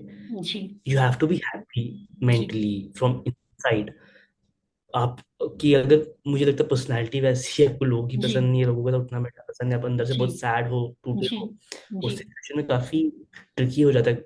सबसे पहले तो you have to be happy from inside, और ये जी खाली चीज मुझे लगता है कॉमेडी के लिए एप्लीकेबल है। जी और आपका कॉमेडी मूवीज या सीरीज के साथ कनेक्शन कैसा है, उस पे भी ये चीज काफी मैटर करती है। आप इंजॉय करते हो कॉमेडी, जी मतलब कहानियां सुनना, फिल्में देखना, वैसी। अगर आप उस स्पेस को एंजॉय ही नहीं कर रहे हो, तो आप नहीं लिख पाओगे, जी डेफिनेटली। क्रैक ही नहीं कर पाओगे। हाँ जी, मतलब तो वही जैसे चैलेंज कि, रहता है, आपको खुद से लाइवली होना या खुद से खुश रहना जो है काफी ज्यादा इम्पोर्टेंट है, मतलब खुद पे काम करना जरूरी है इसको लिखने के लिए आपको पहले। हाँ जी, अब जैसे कि हम सभी, मुझे लगता है जितने भी 90s के बच्चे हैं, हमने अपने बचपन में प्रियदर्शन सर की फिल्में हो, या डेविड धवन सर की फिल्में जी हो, वो बहुत इंजॉय की हुई हैं। हाँ और जी आज भी वो जब जी हमें इंस्टा पे डेफिनेटली। या फेसबुक पे रील मिल जाती है, हम हुक्ड हो जाते हैं, चाहे जी भागम भाग हो, हीरो जी नंबर वन हो। जी तो अगर हम उस स्पेस को एंजॉय ही नहीं कर रहे, कभी हमने बचपन में उन सारी उस टाइप किस्म की फिल्मों को जिया ही जी नहीं है, और अब हम आगे जाके कमर्शियल मेन स्ट्रीम में हमें कोई वो बोलने के लिए लिख रहा है, जी हमें कह रहा है कि आपको उस टाइप का कुछ लिख के दो हमें, वो आप मन मार के नहीं लिख पाओगे वो, क्योंकि वो अंदर से ही जी नहीं निकल के आएगा। हाँ क्योंकि जी ह्यूमर एक वैसी चीज है, जैसे जो भागम भाग जैसी फिल्म का ह्यूमर हो जाए, जी अगेन देखने में बहुत आसान लगता है, बट जी वो कन्विक्शन के साथ लिखना, और सबसे बड़ा चैलेंज है कॉमेडी को नरेट कैसे कर रहे हो। जी बहुत बार ऐसा, आपने कुछ अच्छा लिखा है बट हाँ आपके जी नरेशन इतना खराब है, वो चीज पड़ी ही नहीं। जी तो एक जोक को फन तरह से लैंड करवाना, ताकि सामने जी वाले को लिटरली हंसा है, जी तो मतलब वो भी एक वो चैलेंज ये रहता है। नरेशन बहुत जरूरी चीज है, जी बहुत जरूरी चीज है। क्योंकि अगर आप जब किसी को कहानी सुनाने जा रहे हो, जी एक खासकर अगर फिल्म की बात करें, तो 1.5 से 2 घंटे का नरेशन देने जा रहे हो, तो I guess you have to make sure the सामने वाला इंसान है वो इंजॉय करे उस पूरी नरेशन जी को, मैम 1.5 घंटे तक उसको उन्हें बस। हुकअप रखना जो है चैलेंज हो जाता है कि आप कैसे हुकअप रखोगे, आपको वो बीच में मिड ऑफ द वे वो बोर ना हो उसमें, उनका इंटरेस्ट जो है वो बना रहे। क्योंकि अगर उसने 1.5 घंटे का नरेशन ही जॉइन इंजॉय नहीं किया सामने वाले इंसान ने, तो वो भी सोचने लग जाएगा कि मुझे सुनने में ही कहानी इंगेजिंग नहीं लग रही। और आपको, आप अच्छा नरेशन तभी दे पाओगे सबसे पहले तो जब आप उस स्टोरी को लिटरली जी। उसमें बिलीव करते हो, उसको फील करते हो, उसके इमोशंस को फील करते हो, तभी आप अच्छा नरेट कर पाओगे। जी। और आपने प्रैक्टिस कितनी की है उस कहानी को नरेट करने से पहले? नरेशन का सिंपल सा रूल है, जस्ट कीप नरेटिंग इट अकेले। जी। इट्स लाइक सिंगिंग में रियाज होता है, आपको प्रैक्टिस करनी पड़ेगी। और नरेशन एक वैसी चीज है ना, मुझे लगता है अगर आप खराब नरेट करते हो इम्प्रूव हो जाती है टाइम के साथ, जी। अगर आप उस पर काम कर रहे हो। थोड़ा सा काम करना पड़ता है, दैट्स इट। और जी। अभी आप नरेट कर रहे हो उस स्टोरी को ना, ऐसे फैलाओ मत। जी। ये नहीं आप कुछ सुनाने के लिए बैठे हो और आप किसी और डायरेक्शन में चले गए। जी। जस्ट क्रिस्प रखो, इंगेजिंग रखो, हुक्ड रखो, जी। That's it. Be clear, believe in your story. जब तक वही आप खुद अपनी कहानी पे आपका बिलीव नहीं बिलीव करोगे नहीं तो है, कोई और कैसे आप करेगा? मतलब मतलब वही अगर और आपने एक। ना कुछ लेम सा ह्यूमर भी लिखा हुआ है ना, बट आपको एक बिलीव है कि नहीं यार इस पे लाफ आएगा, इस पे लोग हंसेंगे पक्का, बेशक लेम चीज है, तो आपने कनेक्शन के साथ सुना दिया और सामने वाला सुन के हंस पड़ा, तो तभी वो हंसा है क्योंकि आपने लिखते टाइम आप कन्विंस थे, या आप सुनाने के टाइम आपने कन्विक्शन के साथ सुना दी थी वो चीज। जी। Believe in your definitely. Stories. जी फिर बाकी फिर अगर आपने जो है जैसे टीवीएफ कलियापा को टाइम देखे तो फिर वो एक जो एक सिंगल बिगेस्ट स्किल जो आपको लगती है कि वो क्या है, जिसमें जैसे कि पेसिंग हो गया, डायलॉग हो गया या कोलैबोरेशन हो गया, मतलब वो कौन सा था जो आपने वहां सीखा और बाद में आपने अपने अलग अलग जो है ओटीटी प्रोजेक्ट्स में या अलग अलग प्रोजेक्ट्स में उसमें जो अप्लाई किया वो सारी चीजें, जैसे आपने बताया कि आपने जो सीरीज की थी नेटफ्लिक्स पे उससे आपने काफी कुछ सीखा, मतलब क्या आपने आपने अपने अंडरस्टैंडिंग से क्या चीजें जो आपको टच की कि आपकी स्किल्स में वो इम्प्रूवमेंट आई?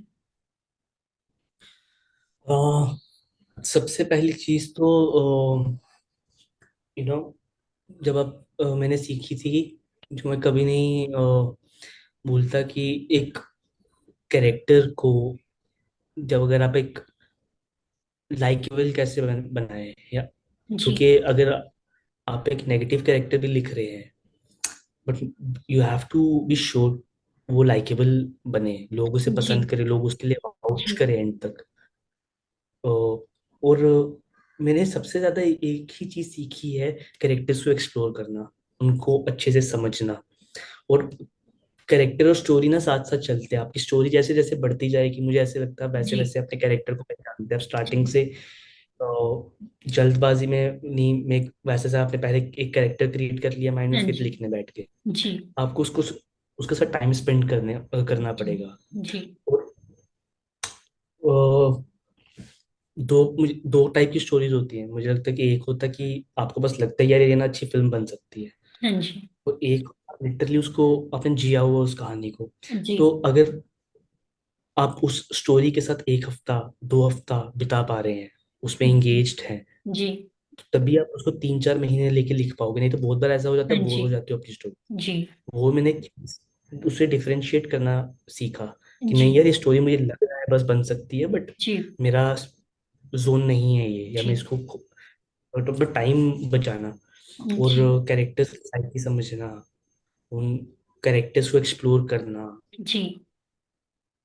मतलब बहुत वो डिटेल्ड प्रोसेस है, और उसका जी। कोई अंत ही मतलब जैसे नहीं स्टोरी है। ग्रो हो रही है वैसे कैरेक्टर आर्क भी एक तरीके से ग्रो हो रहा है, मतलब सपोज आप कैरेक्टर को पहले एक यंग कैरेक्टर दिखा रहे थे, उसके बाद आपको लगता है कि टाइम के साथ में कुछ लीप आया है स्टोरी में एंड जो है अब उसको थोड़ा मेच्योर वे में दिखाना है, पोर्ट्रे करना है कैरेक्टर को, तो वो एक तरीके से आप कैरेक्टर आर्क पहले से बना के नहीं रख सकते कि पहले जो कैरेक्टर था कि मैंने एक डिफाइन कर लिया कि ऐसा ही होना चाहिए, इट्स अ लाइवली कैरेक्टर, कुछ भी उसमें इंटरेस्ट चाहिए है, वो काफी humorous and all that suppose, तो वो नहीं होना चाहिए। कैरेक्टर आर्क के साथ में उसका जो वर्जन है वो चेंज होना चाहिए, आप इसी वे में बताने की कोशिश करें कि वो मेच्योर होगा, उसके चैलेंजेस चेंज होंगे एंड ऑल दैट।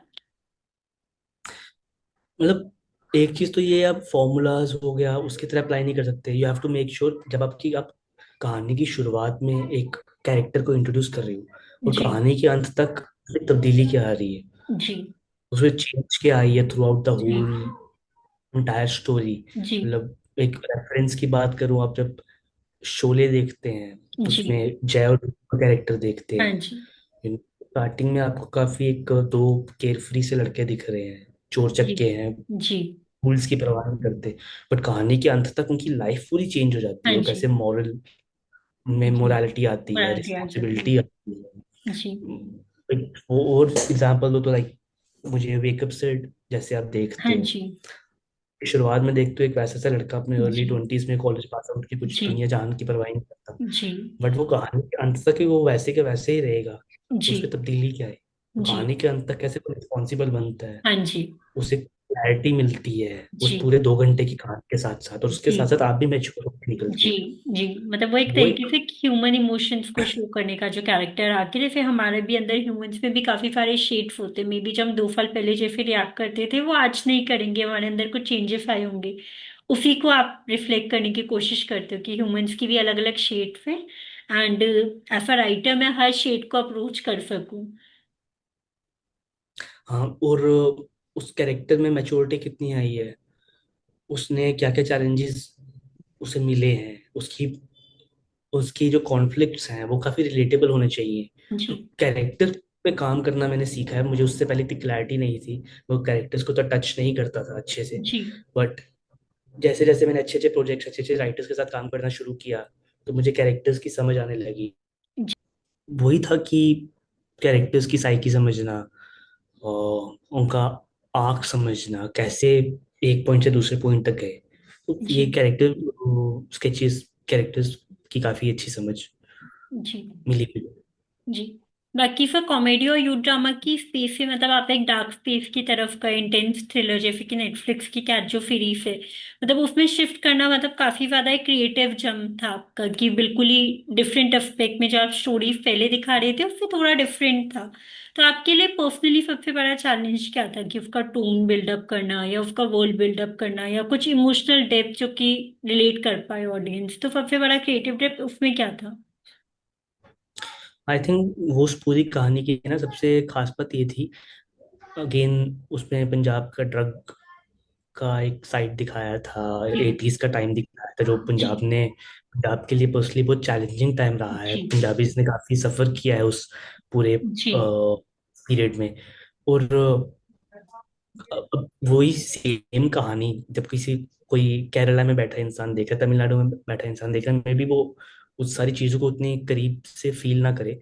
तो उस कहानी की एक सबसे बड़ी स्ट्रेंथ थी, वो दो भाइयों की कहानी थी हाँ कहीं ना जी कहीं। जी मैंने जब वो पढ़ी थी ना, मुझे अगेन बाकी जो बैकड्रॉप था, सब प्लॉट से बहुत इंटरेस्टिंग थे उस कहानी की, 80s का टाइम, 2006 का टाइम, पंजाब की पॉलिटिक्स, वो सब जी बहुत एनरिच थी। बट मेरी नज़र में ना वो दो भाइयों की कहानी थी कि, और वो ऐसे इमोशन है, वो यूनिवर्सल इमोशन है, हाँ जी कोई भी बंदा कनेक्ट कर पाएगा, आपका भाई हो या ना हो। जी कि कैसे एक भाई अपने भाई की लाइफ संवारने के लिए जी इस हद तक चले जाता है, जी ताकि उसके भाई को वैसी लाइफ में दो। उसी भाइयों के आई गेस शोल्डर पे ही हाँ आपने जी। पूरा फिर वो दिखाया पंजाब कहानी का। को बिल्डअप किया, मतलब एक वो एक कहानी कोर को, बन गया कि कहानी का जो बेस था वो दो भाइयों की स्टोरी, एक तरीके से कि वो कैसे रिफ्लेक्ट करते हैं या वो किस हद तक जा सकते हैं एक दूसरे के लिए, तो वो बन गया था।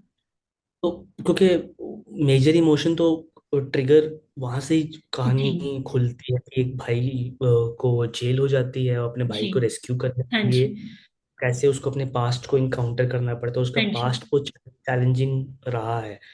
और जब आप मैंने अपनी स्कूलिंग पंजाब से किया, मेरा सर्कल हाँ सारा जी पंजाब से रहा है जी स्कूल का, और वो वर्ल्ड देखा हुआ है मैंने। हाँ जी तो पंजाब मुझे लगता है एक वैसी स्टेट है ना, वहाँ कहानियों की कमी ही नहीं है। हाँ इट्स जी so rich, it's so rich. आपको फोक लोर हो, अ, चाहे रोमांटिक स्टोरीज आप ले लो, हीर रांझा, मिर्जा जी साहिबा, आप सूफियाना वाले जी माहौल में चले जाओ, इवन फिर आप पार्टीशन पे आ जाओ, आप जी मोटिवेशनल स्टोरीज या वॉर पीरियोडिक स्टोरीज ले लो, जी जो जितने भी हमारे सिख गुरुज हुए हैं उनकी हाँ लाइफ जी में जी आपको कहीं कुछ कमी ही नहीं मिलेगी, क्योंकि पंजाब इज सो रिच। जी। आप in culture Taj and all महल की पे स्टोरीज के इतना मामले में, कल्चर के मामले में काफी रिच है। स्ट्रॉन्ग कल्चर रहा है, और जो हमारी कंट्री के एक सबसे बड़ा इवेंट रहा है पार्टीशन, जी। तो Punjab has been that state जिसने वो बहुत करीब से देखा है। जी। जैसे मैंने एक आप पार्टीशन पे इतनी बुक्स लिखी है, और मुझे नहीं लगता कोई भी बुक है जिसे पंजाब का जिक्र ना हुआ हो। हाँ जी। The definitely. Book called Ravi Paar, Gulzar sahab की बुक है वो। जी। और पार्टीशन की काफी स्टोरीज हैं उस बुक में। कुछ स्टोरीज हम्म, हैं, शॉर्ट स्टोरीज हैं, और उनमें से कुछ कहानियां पंजाब को, जैसे ट्रेन टू पाकिस्तान एक बुक है।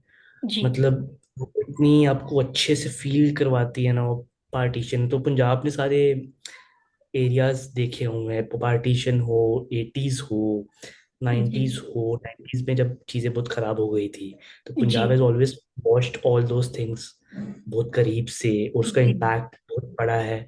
और उस सब के जी। बाद जो ड्रग्स ड्रग एब्यूज था, तो I think Punjab has been that one of those states जिसने बहुत सफर किया है। हाँ जी। और आपको बहुत मटेरियल मिलेगा वहाँ पे।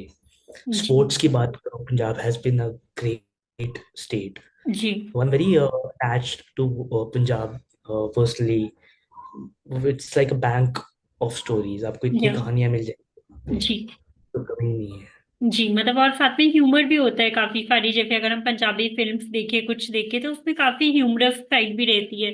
मतलब इंस्टेड की वो काफी ज्यादा जो इन सारी चीजों को भी दिखाते हैं, but they are humorous side भी हम जो है काफी देख पाते हैं कि लोगों में, कैरेक्टर्स में जो है डेप्थ के साथ में ह्यूमरस साइड भी काफी ज्यादा है। तो आपने वो भी स्टोरी के थ्रू जो है दिखाने की, पोर्ट्रे करने की कोशिश की। एंड या ह्यूमर, एक पंजाबी ह्यूमर हो गया या हरियाणवी ह्यूमर हो गया, बहुत अलग जी। है वो। जी। वो उनके जोक्स बहुत अलग हैं। हाँ जी। एक मतलब वो सुनने में पता लग जाता है कि यार ये चीज़ पंजाब में हो सकती है, ये चीज़ हरियाणा में हो सकती है। जी। और apart from that Punjab Musically इतना रिच है। जी। अब म्यूजिक एक्सप्लोर करते तो हाँ कैट जी। में वो सारी चीजें कवर्ड थी, और बहुत नेचुरली कवर्ड हुई थी। जी। ड्रग्स का एरिया हो, म्यूजिक का एरिया हो, खैर मैं तो उसमें असिस्टेंट राइटर था। जी। मैं तो अगेन सीख ही रहा था। और वो सारी चीजें इतनी नेचुरली आ रही थी ना स्टोरी के अंदर। और एक जो फैसिनेशन है बाहर जाने का, जी। जी। कनाडा जाने जी, का, कनाडा जाने और का, बाहर सेटल होने का। फैसिनेशन भी तभी है क्योंकि उन सभी को अपने फैमिलीज के लिए कुछ करना है। जी। कोई भी ना रीजन, किसी को पसंद नहीं है अपना घर छोड़ के बाहर जाना, बट मजबूरियां होती हैं, हाँ जी। उनको अपनी फैमिलीज को अच्छी फैसिलिटीज प्रोवाइड करनी है, तभी जाना पड़ता है। बट अगर वो सारी मजबूरियां नहीं हो तो कोई भी नहीं जाएगा बाहर। जी। वो एक जो उसका रीजन, आपने खाली उसको ऊपर ऊपर से टच नहीं किया कि इस बंदे को बाहर जाना है जी। कहानी में। जी। उसका रीजन दिखाया बाहर क्यों जाना चाहता है वो। जी। और वो अपने भाई के लिए जितना प्रोटेक्टिव है, तो वो खुद भी चाहता है मेरा भाई बाहर निकल जाए, नहीं तो हाँ यहाँ तो जी। वो ड्रग्स करना पूरा खत्म हो जाता है उसका भाई। जी। जी। और ये सारी अगेन वैसी चीजें हो जाती है ना, वो तो रिलेटेबल हैं। अब हाँ देख जी। रहे हो आज के टाइम, जी। तो आप जब स्क्रीन पे देखते हो, आपको लगता है हाँ ये तो मेरे साथ वाले हाँ घर वालों जी। की कहानी है, जी। मेरे घर की कहानी जी। देख रहा हूँ मैं। तो वो तो काफी रिलेट कर पाती है ऑडियंस। एंड उसके बाद जो आपने रिसर्च वर्क क्या किया था इस फिल्म में, जैसे कि आपका बैकग्राउंड, आपने बोला आपका एजुकेशन बैकग्राउंड ऑलरेडी पंजाब से था, तो आपको एक टच पता था कि पंजाब कैसे टाइप का है, उसका कल्चर कैसा है। एंड आपने काफी सारी बुक्स भी आपने बताया कि आपने रीड कर रखी थी। तो एक बैकग्राउंड वहां से भी फिट हो गया था कि हिस्टोरिकल बैकग्राउंड क्या है, कल्चर बैकग्राउंड क्या है वहां का। उसके बाद मतलब आपने ऑथेंटिसिटी और क्या अपनी तरफ से ऐड ऑन किया है स्क्रिप्ट में, जो आपको लगता है कि और ज्यादा रिलेटेबल बना पाए आप स्क्रिप्ट को। ऑनेस्टली कहूँ, इतना ज्यादा बहुत कोर रिसर्च करने की जरूरत नहीं पड़ी थी, जी। क्योंकि वो वर्ल्ड देखा हुआ था। हाँ जी। जैसे मैंने बचपन से जो उसमें एक म्यूजिक वाला पार्ट था उस जी। कहानी का, इसमें देयर अ रॉक स्टार जी। जो म्यूजिक से चेंज लाना चाहता है, उसकी वैसी जी। आइडियोलॉजी है। तो मैंने बचपन से ठेठ पंजाबी म्यूजिक फॉलो किया हुआ है, जी। हार्डकोर पंजाबी सिंगर्स को सुना हुआ है, जी। वहाँ की इंडस्ट्री कैसे फंक्शन करती हाँ है। जी। तो उसमें ज़्यादा मेरे को डीप डाउन रिसर्च करने रिसर्च की करने की ज़रूरत नहीं, जरूरत नहीं थी। जी। क्योंकि हमने बचपन से जितने पंजाबी आर्टिस्ट हैं जो आज मेन स्ट्रीम में परफॉर्म करते हैं, जी। चाहे दिलजीत दोसांझ, हाँ चाहे जी। यो यो हनी। तो जी। मैंने या मेरे आसपास वालों ने उन्हें तब से फॉलो किया जब हम 8th 9th क्लास में थे, जब उनके जी। बहुत कोर अलग टाइप के म्यूजिक बना रहे थे। तो हमें जी। उस वो उस चीज की जरूरत नहीं पड़ी कि मुझे जाके देखना है ये उस टाइम पे कैसा गाना गाते थे। उस जी। और फिर जो 80s का टाइम था, हमने अपने फैमिली में बड़ों से कहानियां सुनी हुई उस एरा की। पंजाब में लोगों से कहानियां सुनी हुई 80s हाँ में क्या हुआ था, जी। 90s में क्या हुआ था। और वो जी। बचपन से दिमाग में कहीं ना कहीं बसी हुई है। और I belong from Jammu and Kashmir. तो जी। ये जो एक नॉर्थ का एरिया रहा है, यहाँ की जो डिस्टरबेंसेस रही हैं हमने जी। बचपन से देखी हुई हैं। जी। उसमें क्या क्या है, तो वो जब आपने जी होती है ना इतनी सारी चीजें, तो जी। उसमें इतना फिर रिसर्च करना थोड़ा जी। इट्स वेरी वियर्ड जी। आई एम सेइंग दिस, थोड़ा इजी हो मतलब जाता आपने है। एक्सपीरियंस, जब खुद का ऑलरेडी पर्सनल एक्सपीरियंस भी था एंड साथ में जो स्टोरीज का भी एक्सपीरियंस था, तो आपको डिटेल जाने की इतना जरूरत पड़ी नहीं। वो तब हो गया कि एक रेगुलर पाथवे का ही एक तरीके से वो फॉर्म में, तो उसमें आपको एक्स्ट्रा इतने ज्यादा एफर्ट्स जो है उस चीज में नहीं करने पड़े, रिसर्च वर्क में आपका जो है वो बच गया। बेसिक सा रिसर्च करना पड़ा। जैसे अ, बाहर से यहाँ पे ड्रग्स की स्मगलिंग कैसे होती है, इंडिया से लोग वाया टंकी बाहर जाते हैं, उसका जी। प्रोसेस क्या होता है। हाँ बहुत जी। बेसिक बेसिक सा रिसर्च था। और वो भी थैंकफुली मुझे एक दो चीज़ों की पूछनी थी, तो आई हैड फ्यू फ्रेंड्स, जी। I just got connected with them. तो उन्होंने मुझे बताया कि ये चीज़ें हैं। मुझे उसमें बहुत ज़्यादा ऐसा नहीं करना पड़ा कि कोई ऐसी चीज़ थी, मुझे प्रॉब्लम आ रही थी। मेरे फ्रेंड्स थे कुछ, तो उन्होंने काफ़ी हेल्प की थी मेरी। जी। और जो हमारे राइटर्स थे, सीनियर राइटर्स थे, डायरेक्टर्स थे, अगेन देवर फ्रॉम पंजाब, तो हमें कुछ डाउट था, हमें बाहर जाने की जरूरत ही नहीं पड़ती हाँ थी, हमें जी। उन्हीं से सारे जवाब मिल जाते थे। जी। डेफिनेटली फिर। वो जी। काफी वो चीज थी। एडवांटेज था। बाकी फिर आपने मेडिकल टीम्स में आपने बताया कि आपने एक छोटा सा पार्ट एक्ट भी किया है, तो वहां पे हम लोग जो है मेन कैरेक्टर जो है शर्मन जोशी सर को देखते हैं, जो कि ऑलरेडी काफी स्टैब्लिश्ड एक्टर है। तो उनके साथ में जो काम करने का आपका कैसा रहा, कि मतलब प्रोसेस कैसा रहा, या क्या चीज देखने को मिली या सीखने को मिली? अ, उनके साथ मेरे सीन्स नहीं थे। उनके जी। साथ मेरी एक दो बार मिला था सेट पे बस। हाँ जी। But I really admired few qualities. He was very calm, he was very clear. और उनको बचपन से देखा हुआ है, रंग दे जी। बसंती में, थ्री जी। तो एक एक्साइटमेंट रहती है आपके अंदर कि यार मतलब एक XYZ बंदे को मैंने बचपन से देखा काम करते, तो अब मुझे फाइनली एक वैसे प्रोजेक्ट का हिस्सा बनने जा रहा हूँ जहाँ जी। पे वो भी हैं। जी। तो मतलब ही वॉज वेरी फोकस्ड। वो आए, अपना शॉट दिया कि he use to go back to his space. जी। और वो मुझे काफी अच्छी क्वालिटी लगी, बीइंग टू फोकस्ड और कुछ इधर उधर की बात नहीं जी। करनी, काम पे ही सारा ध्यान रखना। जी। तो काफी जी। अच्छा लगा मुझे। जी। बाकी फिर राइटिंग प्रोसेस में मतलब आप काफी सारे सीन्स ड्राफ्ट करते हैं, काफी सारे जो है स्क्रिप्ट्स लिखते हैं, काफी सारे डायलॉग्स भी लिखते हैं। तो मतलब कुछ ऐसी भी डायलॉग होती है जो कि आपका ये होता है कि लास्ट मोमेंट पे जो है पसंद नहीं आई, या वो चेंज करना पड़ा, अमेंड करना पड़ा, कि आपको काफी ज्यादा पसंद है और उसके बाद जो आपको लगता है कि अप्रोच करेगा और वो नहीं करता, या वो चेंज करना पड़ता है, तो ऐसा कोई डायलॉग भी है? हाँ, बहुत बहुत टाइम होता है, और हर प्रोजेक्ट में होता ही होता है वो। जी। आप जब सेट पे होते हो ना, आप सीन शूट करने से पहले एक्टर्स का रीडिंग जी। करते हो। जी। उसमें एक्टर अपने क्या कहते हैं उसे, सजेशंस देंगे आपको। और जी। उसका मजा भी आता है। अगर कोई जी। आपने एक सीन लिखा, जी। एक्टर ने उसका बार ही रेज नहीं किया, उसमें जी। कुछ एड ऑन नहीं किया, जी। तो फिर वो वैसे के वैसे निकल गया। तो बहुत बार ऐसा होता है, आप किसी एक्टर को जब सुनाते हो तो एक्टर्स अपने सजेशन देते हैं, इसको मैं वैसे कर सकता हूँ, जी। इम्प्रोवाइजेशन करता है। But you have to make sure कि जो आप कहना चाह रहे हो उसका एसेंस ना टूटे। जी। ऐसा मतलब। ना हो कि वो इम्प्रोवाइजेशन में एक्टर इतना ज्यादा इन्वॉल्व हो गया, उसने अपनी स्क्रिप्ट ही पूरी चेंज करके रख दी। हाँ जी। तो आपको वो, you have to be very careful with that entire process. और जी। बहुत बार थैंकफुली अभी तक मैंने जितना काम किया है, तो अगर किसी एक्टर ने डायलॉग्स को इम्प्रोवाइज भी किया हो, कभी कभी आप सेट पे नहीं हो तो डायरेक्टर को लगता है कि ये चीज, ये हाँ सीन जी। मैं अलग तरह से शूट कर सकता हूँ। कभी कभी प्रोडक्शन एस्पेक्ट्स आ जाते हैं, जी। कोई स्पेसिफिक लोकेशन नहीं मिली, जी। आपने वो सीन लिखा था पहाड़ों का, हाँ और किसी जी। रीजन से परमिशन आपको वो रेंज में शूट करना पड़ गया, then you have to compromise जी। With things, you can do anything. And अगर अच्छी निकल के आई है तो फिर तो अच्छा ही है। जी। मतलब वो इम्प्रोवाइजेशन पे भी आप लोगों का एक थोड़ा सा कंट्रोल रहता है कि वो स्क्रिप्ट को पूरी तरीके से चेंज ना कर दे, मतलब एक है कि आप एक्टर को फ्रीडम देते हो कि थोड़ा इम्प्रोवाइज कर सकते हैं, बट वो बहुत ज्यादा भी नहीं होना चाहिए, उसकी एक लिमिटेशन है, बाउंड्री है इम्प्रोवाइज करने की भी। और इम्प्रोवाइजेशन की ना एक मुझे लगता है कि डेफिनेशन बहुत थोड़ी गलत भी है। कुछ लोगों को लगता है इम्प्रोवाइज करने का मतलब है कि जो राइटर ने लिखा है उसे पूरा बदल ही दो। हाँ जी। क्योंकि राइटर ने 3-4 महीने लेके कुछ लिखा है। जी। तो इम्प्रोवाइजेशन का मतलब खाली डायलॉग्स बदलना नहीं है। लोकेशन की इम्प्रोवाइजेशन, कपड़ों की इम्प्रोवाइजेशन। जी। आपने सीन लिखा था, सीन की शुरुआत में मेरा एक्टर काउच पे बैठा हुआ है, काउच से उठ के खिड़की की तरफ जाता है। जी। मे बी जब एक्टर और डायरेक्टर है उन्हें लगा कि काउच पे बैठा नहीं, ऑलरेडी खिड़की पे ही खड़ा है, हाँ जी।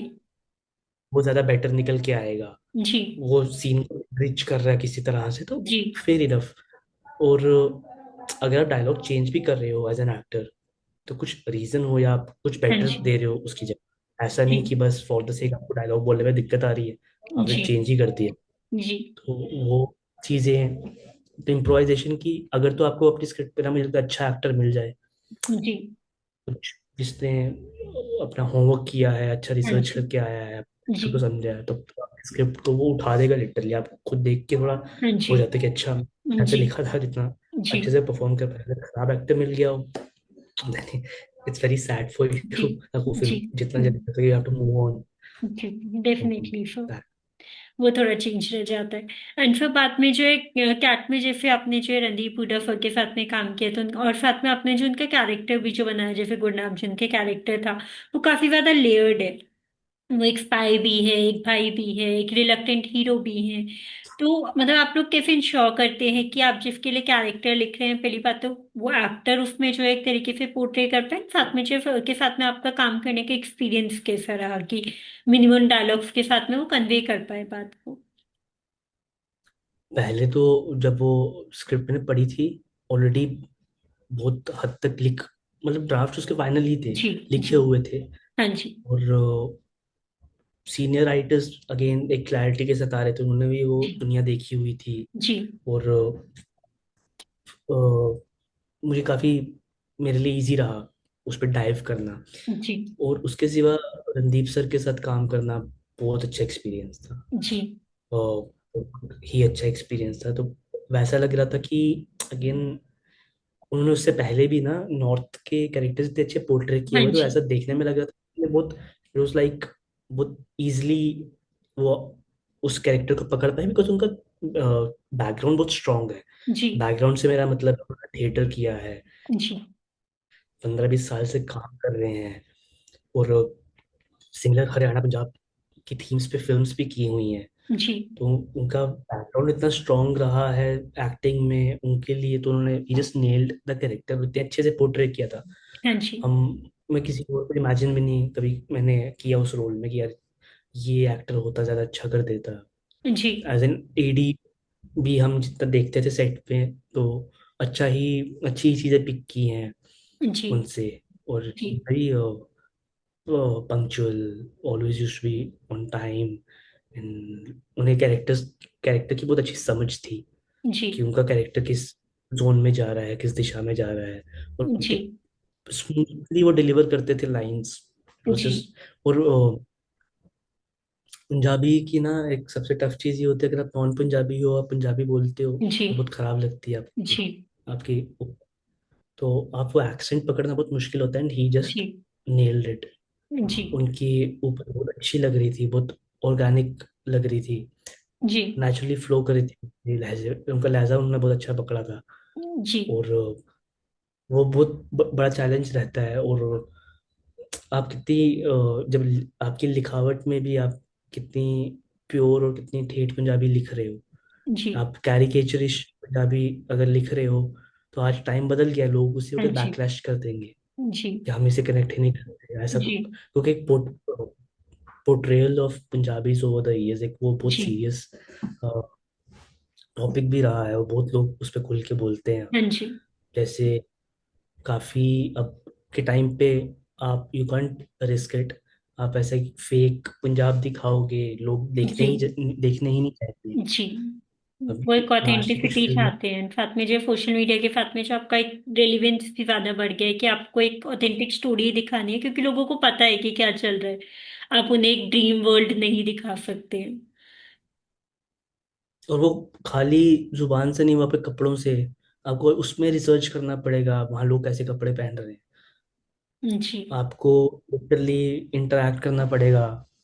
आप देखिए पंजाब हरियाणा में कुर्ता पजामा लोग बहुत पसंद करते हैं जी। पहनना। अगर आपने इतनी डिटेल्स ही नहीं पकड़ी है, यू हैव जी। Lost your audience. जी। और अपना वो आज के जो, अगर आप 20-21 साल के लड़के लड़कियों के लिए कहानी लिख रहे हो, तो इट्स वेरी इंपॉर्टेंट कि आप उनके स्लैंग्स पकड़ो। वो किस जी। जुबान में बात करते हैं, उनके आपस में हंसी मजाक कैसे होते हैं, अगर वो एक दूसरे को गाली भी दे रहे हैं, क्या गाली दे रहे हैं। जी। आप कुछ और बिल्कुल। लिख रहे हो, सुपरफिशियल दे रहे हो, वो कनेक्ट ही नहीं कर पाएंगे।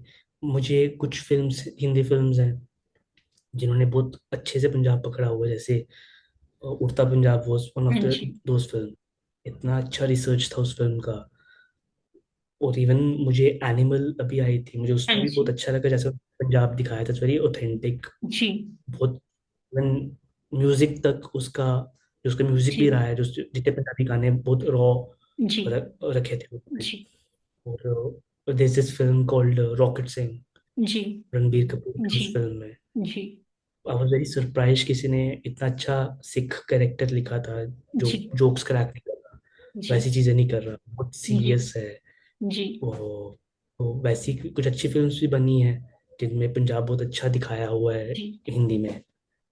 जी डेफिनेटली। तो मतलब वो एक तरीके से एक चैलेंज भी रहता है साथ में कि आप जो लोगों की ऑथेंटिसिटी, और जैसे आपने बताया कि बैकग्राउंड पे काफी सारी फिल्म ऑलरेडी बन चुकी है उस पे, तो आपको एक्सपेक्टेशन मीट करनी है लोगों की कि आप कोई नई स्टोरी लेके आ रहे हैं तो लोग उससे रिलेट कर पाए। साथ में जो है वो एक्सपेक्टेशन मीट होगी, कुछ नया आया है बट वो रूट्स नहीं हटी हैं, हम लोग रिलेट कर पा रहे हैं उस टॉपिक पे। डेफिनेटली। बाकी कोई आप ऐसे अभी सीन की। जैसे, जी। अभी sorry I am cutting you, न- जैसे सीरीज आई थी कोरा जी। नेटफ्लिक्स पे, जी। और मुझे बहुत पसंद आई थी वो सीरीज। उनका जी। रिसर्च बहुत अच्छा था। जी। उन्होंने जो कैरेक्टर्स दिखाई थी पंजाब की, बहुत रॉ दिखाई थी। आपको जी। देखने में मजा आ रहा था कि आप कह रहे थे कि हाँ यार, इन लोगों का रिसर्च बहुत अच्छा रहा है। पाताल लोक में थोड़ा सा पंजाब दिखाया है, हाँ जी। बहुत अच्छा रिसर्च हुआ था। जी। अब जैसे कास्टिज्म हो गया, ऐसे ऐसे इश्यूज को ला रहे हो मेन स्ट्रीम में, हाँ जी। तो आपका रिसर्च बहुत जी। स्ट्रॉन्ग है। जी। चमकीला में इतना प्यारा काम किया था हाँ उसने। जी। बिल्कुल ऑथेंटिक दिखाने की कोशिश की, मतलब दिलजीत का जो भी कैरेक्टर है वो भी उन्होंने ड्रेस वाइज भी वही चीज, लुक वाइज भी, या परिणीति का जो कैरेक्टर हो गया वो लुक वाइज भी उन्होंने वही चीज पोर्ट्रे करने की कोशिश की, जो कि ऑथेंटिक है और उस टाइम को भी रिलेट कर पा रही है। यस, इवन प्रॉप्स को लेके जो 80s 90s में चमकीला जी जब जिंदा थे, जब वो परफॉर्म कर रहे थे, उन्होंने जी। लिटरली ऑर्केस्ट्रा का जो नाम लिखा था हाँ जी। उस टाइम पे, वही नाम शू, लिखा था शूट करते करते। जी। और वो आई गेस पूरा जो डेथ सीक्वेंस था वो जी। उनके ही गांव, उनके पिंड में शूट किया था। मेहरामपुर, मैं sorry I am forgetting name, जी। महसामपुर या मेहरामपुर में।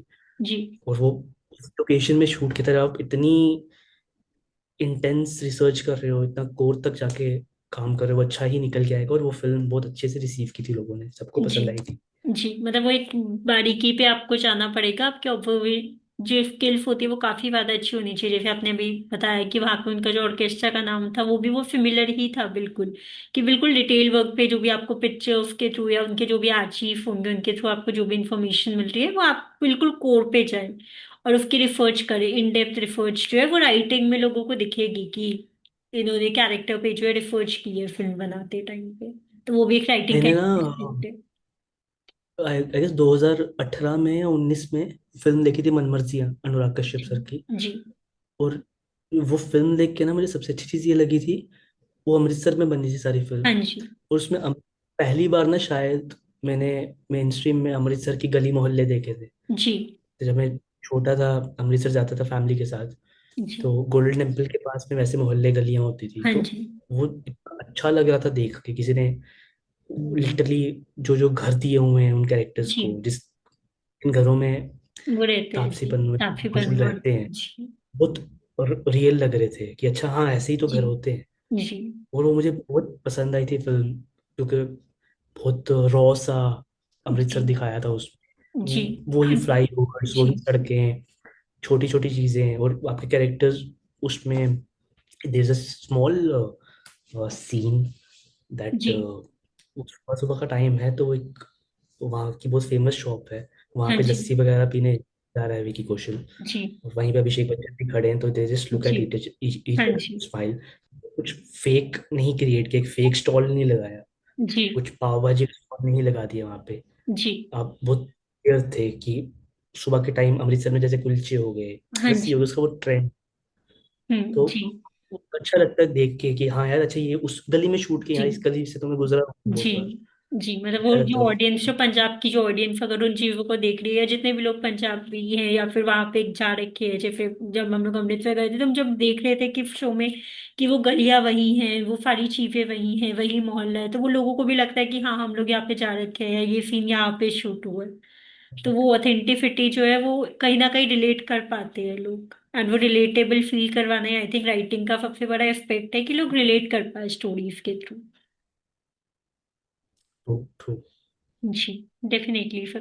बाकी आपको ये एक स्पेसिफिक सीन के बारे में जो आपने लिखे उनमें से बताना चाहेंगे कि कोई एक स्पेसिफिक सीन की कोई भी बैक स्टोरी जो आपको लगता है ये ऑडियंस को पता होनी चाहिए कि फिल्म में एक्चुअली इतनी मेहनत हुई है, जितना उन्हें मतलब हम लोग को देख के नहीं पता चल रहा, बट एक्चुअली इन डेप्थ काफी ज्यादा हुई है। आई गेस उसके सारे सीन्स में ही जी, बहुत वो, अम, मतलब एनी ऑफ योर फेवरेट। अम,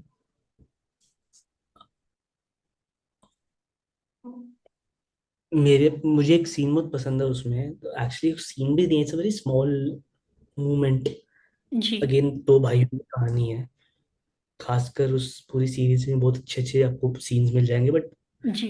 उसमें सीन है वो छोटा भाई ना, आई गेस फोर्थ या फिफ्थ एपिसोड में है, वो बेडरूम में बैठा हुआ है जी। और इज वेरी सैड, और वो अपने भाई को लिटरली बोल रहा था आपने मेरे लिए किया ही किया, आप मेरे को जी। कनाडा भी नहीं भिजवा सके। जी। तो Randeep sir enters inside the room, तो अपने भाई को बोलते वो उदास क्यों है, तो वो कुछ बोलता नहीं आगे से, नहीं से इसकी, अच्छा इतनी सी बात, अभी तेरा मूड ठीक कर देते हैं। जी। तो पीछे से पासपोर्ट निकालते हैं, उसे इंट्रोड्यूस करते हैं कि मैंने तेरा जी। कनाडा का पूरा सब काम करवा दिया, and you are ready to go to Canada. तो वो राइटर्स थे, सीनियर राइटर्स ने बहुत अच्छे से उस सीन को पिरोया था, बहुत अच्छे से लिखा था। जी। और वो मुझे बहुत, जब वो सीन मैंने शूट होते हुए भी देखा था ना, जी। तो वो सीन बहुत ऐसे छोटा सा स्वीट सा जी। इमोशनल सा सीन है जी। कि वो अपने भाई को कभी उसके पेरेंट्स की कमी महसूस नहीं होने जी। दी जी। Throughout the whole series. जी। एंड बहन भाइयों के लिए was there like a rock. जी। तो वो बहुत प्यारे मोमेंट्स थे दोनों भाइयों के, जी। क्योंकि अगेन मैंने पहले मेंशन किया जी। कि मैंने जब उस कहानी को पढ़ा भी था, तो मेरे लिए वो दो भाइयों की कहानी हाँ थी जी। कि जी। ब्रदरहुड है। और पंजाब में brotherhood has a very strong, got a very strong relevance, वो खाली जी। रियल भाई में नहीं, दोस्तों में भी है। जी। आप नॉर्थ में खासकर जब, या I guess through the entire जी। इंडिया, आप किसी को भाई बोल देते हो ना, then वो एक मतलब एक फीलिंग आ जाती है कि हाँ ठीक है, मतलब काइंड ऑफ वो ब्रदरहुड वाली फीलिंग आ रिस्पॉन्सिबिलिटी। सकती है निभाने वाली, कि करना है इसके लिए कुछ। And correct. आपने वो चीज मतलब इमोशंस के बारे में काफी अच्छी बताई कि मतलब लोग जो है, मतलब बहुत ज्यादा जरूरी नहीं है कि हम लोग को बहुत ओवर पावर जो इमोशंस को शोकेस करने की वो जरूरत है कि बहुत एक्सट्रीम लेवल पे शोकेस करेंगे।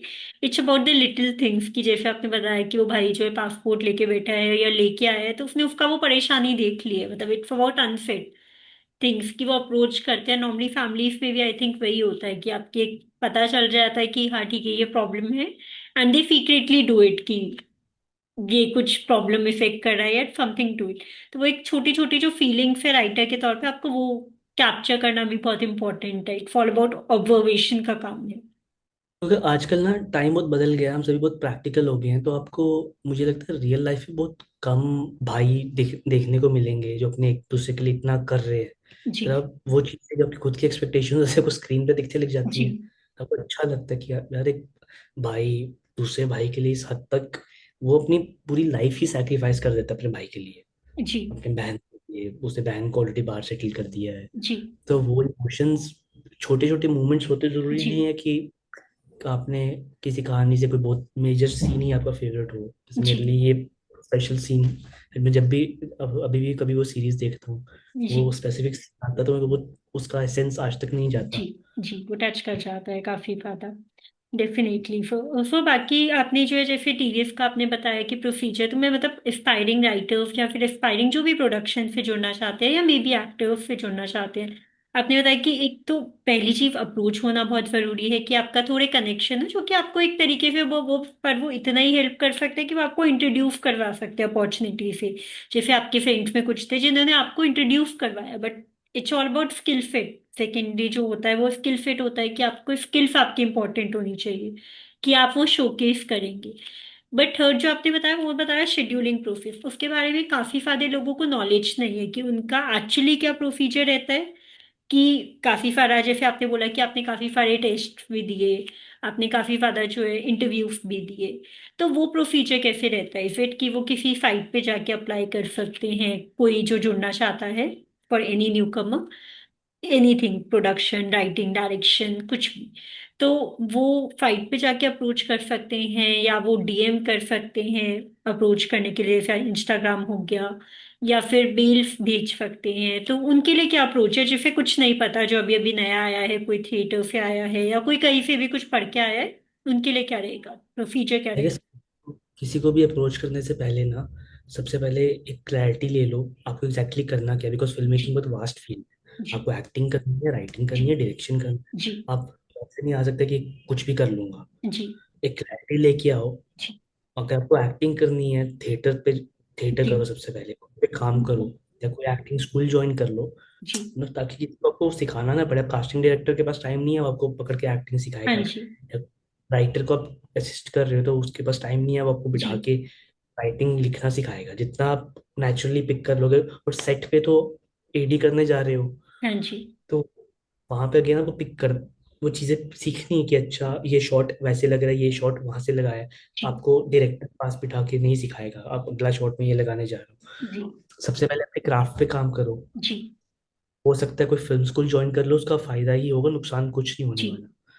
वो सब करने के बाद जितने भी बड़े प्रोडक्शन हाउसेज हैं, जिस भी स्पेसिफिक प्रोडक्शन हाउस पे काम करना चाहते हैं, उनकी साइट पे जाओ, जी इंस्टा पे उनके स्टाफ के साथ कनेक्ट करो, जी अपना रेज्यूमे बनाओ, अपनी जी कम्युनिकेशन स्किल्स पे काम करो। जी थिएटर फेस्टिवल होते हैं, पिचिंग फेस्टिवल्स होते हैं, वहां पे जाओ, लोगों से जी मिलो जो प्रोडक्शन हाउसेज से हैं। और जितना सोशल गैदरिंग से भी जा सकते हो, you have to interact with people. आप घर में जी बैठे बैठे आप सोच, मैं घर में ही रहूंगा, मुझे बाहर नहीं जाना, जी वैसे नहीं मिलेगा। तो अब तो थैंकफुली थोड़ी चीजें इजी हो गई है, व्हाट्सएप पे ग्रुप्स हैं जी एडीज की, जी वो सारी राइटर्स की कम्युनिटीज हैं, आप हाँ जी उधर कर सकते हो। बट वो उस ग्रुप के मेंबर्स को कैसे ढूंढना है, जी उसमें जाना कैसे, वो आपको खुद काम करना पड़ेगा। जी बट थोड़ा किसी के साथ टच में आना इजी हो गया। जी इंटरनेट पे अब सभी इंस्टा पे हैं, सभी लिंक्डइन पे जी हैं, जी तो टेक्नोलॉजी का फायदा उठाओ, कुछ ना कुछ आप you will get in touch. But हाँ, please it's actually request to all the youngsters जो मुंबई आना चाहते हैं, जी मुंबई में ऑलरेडी हैं, एक क्लैरिटी रख लो। अगर जी क्लैरिटी नहीं है तो एक साल बिता लो यहाँ पे, थोड़ी क्लैरिटी ले लो आपको करना क्या है। जी क्लूलेस होके काम मांगने मत जाना जी जब वो खुद को ही नहीं पता जी है। एक्टिंग करनी है, बी क्लियर, बी कॉन्फिडेंट। और राइटिंग करनी है, डायरेक्शन करनी है, बी क्लियर। ऐसा मत करो कि कुछ भी मिल जाए, तो जी कुछ नहीं मिलेगा उससे। जी वो डेफिनेटली। फिर और बाकी फिर जैसे टीवीएफ का आपने बताया, उससे भी आप काफी टाइम के लिए जुड़े रहे, अगर किसी को टीवीएफ ही ज्वाइन करना हो, स्पेसिफिकली टीवीएफ की मैं बात करना चाहूंगी क्योंकि ये अपनी यूथ में काफी फेमस है, और काफी सारे लोग चाहते भी हैं कि हम एक ब्रांड का फेस बने या किसी अच्छी ऑर्गेनाइजेशन से जुड़े। तो उसके लिए क्या शेड्यूलिंग प्रोसेस रहता है, मतलब आपका क्या रहा था कि आपने, जैसे आपको किसी ने बताया कि यहाँ पे इंटरव्यू चल रहा है या इस पर्टिकुलर राइटिंग के लिए, तो आपका पर्सनल क्या रहा था, प्रोसीजर क्या रहा था? मेरा पर्सनली ये रहा था, मेरे फ्रेंड ने मुझे बताया था कि हम वे लुकिंग फॉर राइटर्स और वुड जी यू बी इंटरेस्टेड। और मैंने उसी वक्त अप्लाई किया था, अपना रिज्यूमे जी शेयर किया उनकी टीम के साथ। जी, मतलब आपने और लिंक्डइन से अप्लाई उन्होंने किया था या आपने मतलब उनके डीएम्स में जाके, how did you apply? Guy the guy who got in touch with me, जी तो उसी के साथ मैंने अपना रिज्यूमे शेयर किया था। जी और उसने आगे फॉरवर्ड किया था मेरा रेज्यूमे। जी। और अपार्ट फ्रॉम दैट, अगर आप टीवीएफ के साथ कनेक्ट करना चाहते हो, जी। आपको अगेन सिंपल सा तरीका, उनकी जो बेसिक टीम है आपको इंस्टा पे मिल जाएगी या हाँ जी। लिंक्डइन में मिल जाएगी। जी। आपको फिल्म देखते हो, किसी भी सीरीज के एंड क्रेडिट्स जी। में लोगों के नाम जी। आते हैं, जी। अब वहां से देख सकते हो इस प्रोजेक्ट के साथ कौन कौन जुड़ा हुआ है। यू कैन जी। फाइंड दोज पीपल हाँ जी। ऑनलाइन, जी। उनके साथ कनेक्ट कर सकते हो। जी। यही तरीके हैं। एक पॉइंट, जब आपको कुछ साल हो जाते हैं ना, जी। फिर बहुत बार ऐसा होता है कि काम आपके पास खुद आता है, बट स्टार्टिंग में काम ढूंढना है। जी। यही ढूंढना तरीके पड़ता हैं है। हाउ पीपल, चाहे अगर आपको टीवीएफ में कोई स्पेसिफिक डायरेक्टर या कोई स्पेसिफिक राइटर के साथ भी जुड़ना हो, जी। Just find them on same process है। इंस्टा पे ढूंढो, मैसेज जी। भेजो। जी। बाकी लक है, जी। आपकी कम्युनिकेशन पे डिपेंड करता है, कैसे बात कर रहे हो, जी। अच्छे से कर रहे हो। जी। डेफिनेटली। मतलब एक तो वो हो गया कि आपको पहला स्टेप जो उनके लिए हो गया वो हो गया कनेक्शन बिल्डअप कर। पहले तो सबसे पहले तो स्किल फिट बिल्डअप करना कि खुद के माइंड में क्लैरिटी लाना कि एक्चुअल में मुझे किस में जाना है और मुझे क्या करना चाहिए। सेकेंड ये हो गया कि आपको कनेक्शन बिल्डअप करना चाहिए, जो भी प्रोजेक्ट्स आ रहे हैं उसके जो क्रेडिट्स है मे बी कॉन्टैक्ट करना चाहिए डायरेक्टर, प्रोड्यूसर्स, एडी, जो भी मतलब उन्हें टीम के साथ लगे जितने ज्यादा कनेक्शन हो पाए। थिएटर फेस्टिवल अटेंड करनी चाहिए समथिंग कि आपका एक सोशल सर्कल जो है आपका वो एक्सपैंड हो सके। एंड थर्ड जो आपने बताया था कि काफी ज्यादा ना उसके शेड्यूलिंग प्रोसेस भी होते हैं, जैसे आपने बोला कि आपने काफी सारे इंटरव्यूज दिए, तो वो क्या प्रोसीजर रहता है इंटरव्यूज के लिए कि how can someone prepare for that, और कितने लेवल ऑफ इंटरव्यूज होते हैं? मतलब आपके टाइम पे कितने थे? ऑब्वियसली अब थोड़ा बहुत मॉडिफिकेशन आया होगा, प्रोसेस में चेंज भी हुआ होगा, तो आपके टाइम पे कितने थे शेड्यूलिंग इंटरव्यूज एंड ऑल? एक राइटिंग असाइनमेंट होता है। जी। आपका असाइनमेंट अच्छा लगा, फिर कुछ फीडबैक आता है, सेकेंड जी। राउंड ऑफ सबमिशन होता है। उसके बाद वो भी क्लियर रहा तो आपको पर्सनल इंटरव्यू के लिए बुलाया जाता है, जिसमें आप जी। नरेट करते हो। जी। लाइक पर्सनल इंटरव्यू इसलिए होता है, आप एक इंटरेक्शन होता है कि इस बंदे जी। के साथ हम काम करने जा रहे हैं, इसका जी। रवैया कैसा है, जी। उसका बात करने का तरीका कैसा है, जी। काम में कितना सीरियस है। जी। वो ऑलमोस्ट सब जगह इतना ही होता है। हाँ जी। मतलब वो जो जैसे दो, कॉर्पोरेट कल्चर में हम बोलते हैं कि इंटरव्यूज का आपका एक प्रोसीजर है, first round of interview, second round and third with the HR और द पर्सनल इंटरव्यू, इसके लिए भी सेम ही प्रोसीजर है, हम कुछ अलग लेके नहीं चल सकते कि क्रिएटिव फील्ड है। तो वो जो बेसिक कोर जो रहता है फंक्शनिंग का वो सबके लिए सेम रहता है। हाँ जी, एक बार आपको कुछ साल हो जाए यहाँ पे, आपका लिखा हुआ काम बाहर आ जाए, जी। फिर थोड़ी चीजें इजी हो जाती हैं। जी। तो थोड़ा सा एक ईज मिल जाती है कि लोग आपको, कुछ काम आपका बाहर आया हुआ है तो people start taking you seriously कि यार इस बंदे ने अपनी लाइफ जी। के एक्स अमाउंट ऑफ डेडिकेट किए हैं और इसका काम भी बाहर आया है। जी। तो एज अ राइटर, तो हाँ, he is serious about his जी। क्राफ्ट, ये जी। एक्सप्लोर करने के लिए खाली नहीं आया मेरे पास। तो फिर चीजें थोड़ी इजी हो जाएंगी। जी। एक ट्रस्ट And बिल्डअप हो जाता है ना, जब वो आपका काम देखते हैं तो उनको आपके काम से जानते हैं, आपको जो है वो डायरेक्टली, मतलब ठीक है आपका काम अभी जब देखा नहीं है तो वो कैसे आपको जज करेंगे। इनफेक्ट आपने ये भी बहुत अच्छी चीज बताई कि आजकल लोगों में, मतलब डायरेक्टर्स में भी हुआ है कि कोई आपको काम सिखाने नहीं बैठा है। एक इनबिल्ट अप्रोच है कि आप पहले खुद से काम सीख के आओ, मतलब मे बी आप स्ट्रगल करो इधर उधर जो भी करो, बट आप काम सीख के आओ, आपके लिए कोई पर्सनली बैठा नहीं है वहां पे कि आपको कोई काम सिखाएगा। सी सिंपल सी चीज होती है, आप घर में एक कुक को रखते हो, आप उसे पैसे दे रहे हो काम के, जी। बेसिक छोटी मोटी चीजें उसको सिखा दोगे। जी। पर आपको आपको बोले उसको खड़े होकर खाना बनाना सिखाओ, फिर आप बोलोगे मैं खुद क्यों नहीं बना हाँ लेता। जी। जी। आपको किसी को बिल्कुल स्क्रैच से ही सिखाना हो, जी। और उसमें क्या होता है, आप सीख के नहीं आए हो, आपकी एक्सप्लॉयटेशन होगी। जी। आपको, आप अच्छा अमाउंट नहीं मांग सकते लोगों से कि जी। ये अमाउंट चाहिए जी। मेरे काम के लिए, जी। तो आपको काम ही नहीं आता। जी। फिर आप बोलोगे कि डेफिनेटली। मेरे को पैसे नहीं मिल रहे, मेरा सर्वाइवल नहीं हो रहा। तो जी। इन्वेस्ट ऑन योर सेल्फ, अच्छे जगह जाओ, अपने क्राफ्ट सीख के आओ। जब आप सीख के आते हो कोई चीज़, जी। तो आप के लिए खुल के चार्ज कर सकते हो, मुझे जी। इतने पैसे चाहिए, मुझे क्रेडिट चाहिए। राइटर्स को क्रेडिट के लिए बहुत चीज़ों से गुजरना पड़ता है, क्रेडिट्स जी। नहीं मिलते हैं, जी। पैसे नहीं मिलते। आप क्राफ्ट वाइज स्ट्रांग हो, आपकी जी। स्क्रिप्ट्स में दम है, तो आप खुल के बोल सकते हो कि मुझे इस स्क्रिप्ट के लिए इतने पैसे चाहिए, जी। मुझे क्रेडिट चाहिए। तो सामने वाला भी, उसके पास कोई रीजन नहीं होगा, वो देखेगा जी। कि हाँ यार जी। काम में अच्छा है, तो कर सकते हैं बात, नेगोशिएट कर सकते जी। हैं। जी और डेफिनेटली। बाकी फिर इसका कोई आपका वैसा प्रोसीजर नहीं है कि जैसे नॉर्मली हम कंपनीज में करते हैं, जैसे कॉर्पोरेट कल्चर की बात करती हूँ मैं, जैसे हम लोग का कॉर्पोरेट कल्चर में होता है कि आप वेबसाइट पे जाओ, आप कोई एक लिंक्डइन आईडी मिल जाएगी, आप उसमें जाके अप्रोच करो, you need to directly approach with the team only. आप डायरेक्टली अपना रिज्यूमे प्रोडक्शन हाउस में नहीं भेज सकते, आपको टीम के थ्रू ही अप्रोच करना है, इसका वो वाला प्रोसीजर है। लोगों के थ्रू अप्रोच करो और meet with writers, try to meet with them. अब आई गेस मुंबई में ना अब वैसा हो गया, आप शाम को कैफेज में जाते हो, खासकर अंधेरी वाले एरिया में कोई ना कोई मिल जाएगा, जी, कोई वो दिख पीपल जाएगा। कनेक्शन मैटर करता है इसमें, जो हाँ ज्यादा जो बट अप्रोच रहता है। तरीके से अप्रोच करो, टेक्स्ट भी करो तरीके से करो, ऐसा नहीं आप जी। हर दिन ही टेक्स्ट भेज रहे हो हाँ जी। पीछे ही पड़ गए।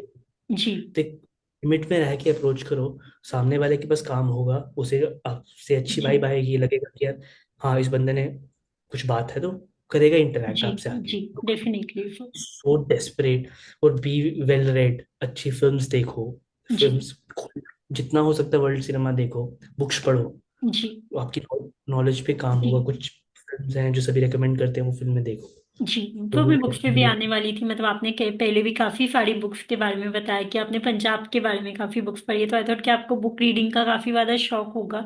एंड आजकल जी काफी ज्यादा ट्रेंडी भी है, मतलब लोगों ने कॉन्सेप्ट बना दिया कि बुक रीडिंग होना चाहिए, हम इंस्टा लिंक्डइन वगैरह पे देखते हैं तो लोग काफी ज्यादा रीडिंग के फील्ड में आए हैं, रिवैम्प किया है उन्होंने, that is a very good thing. तो कुछ ऐसी बुक्स जो आप रिकमेंड करना चाहेंगे कि लोगों को इसके बारे में तो पता होना चाहिए एटलीस्ट।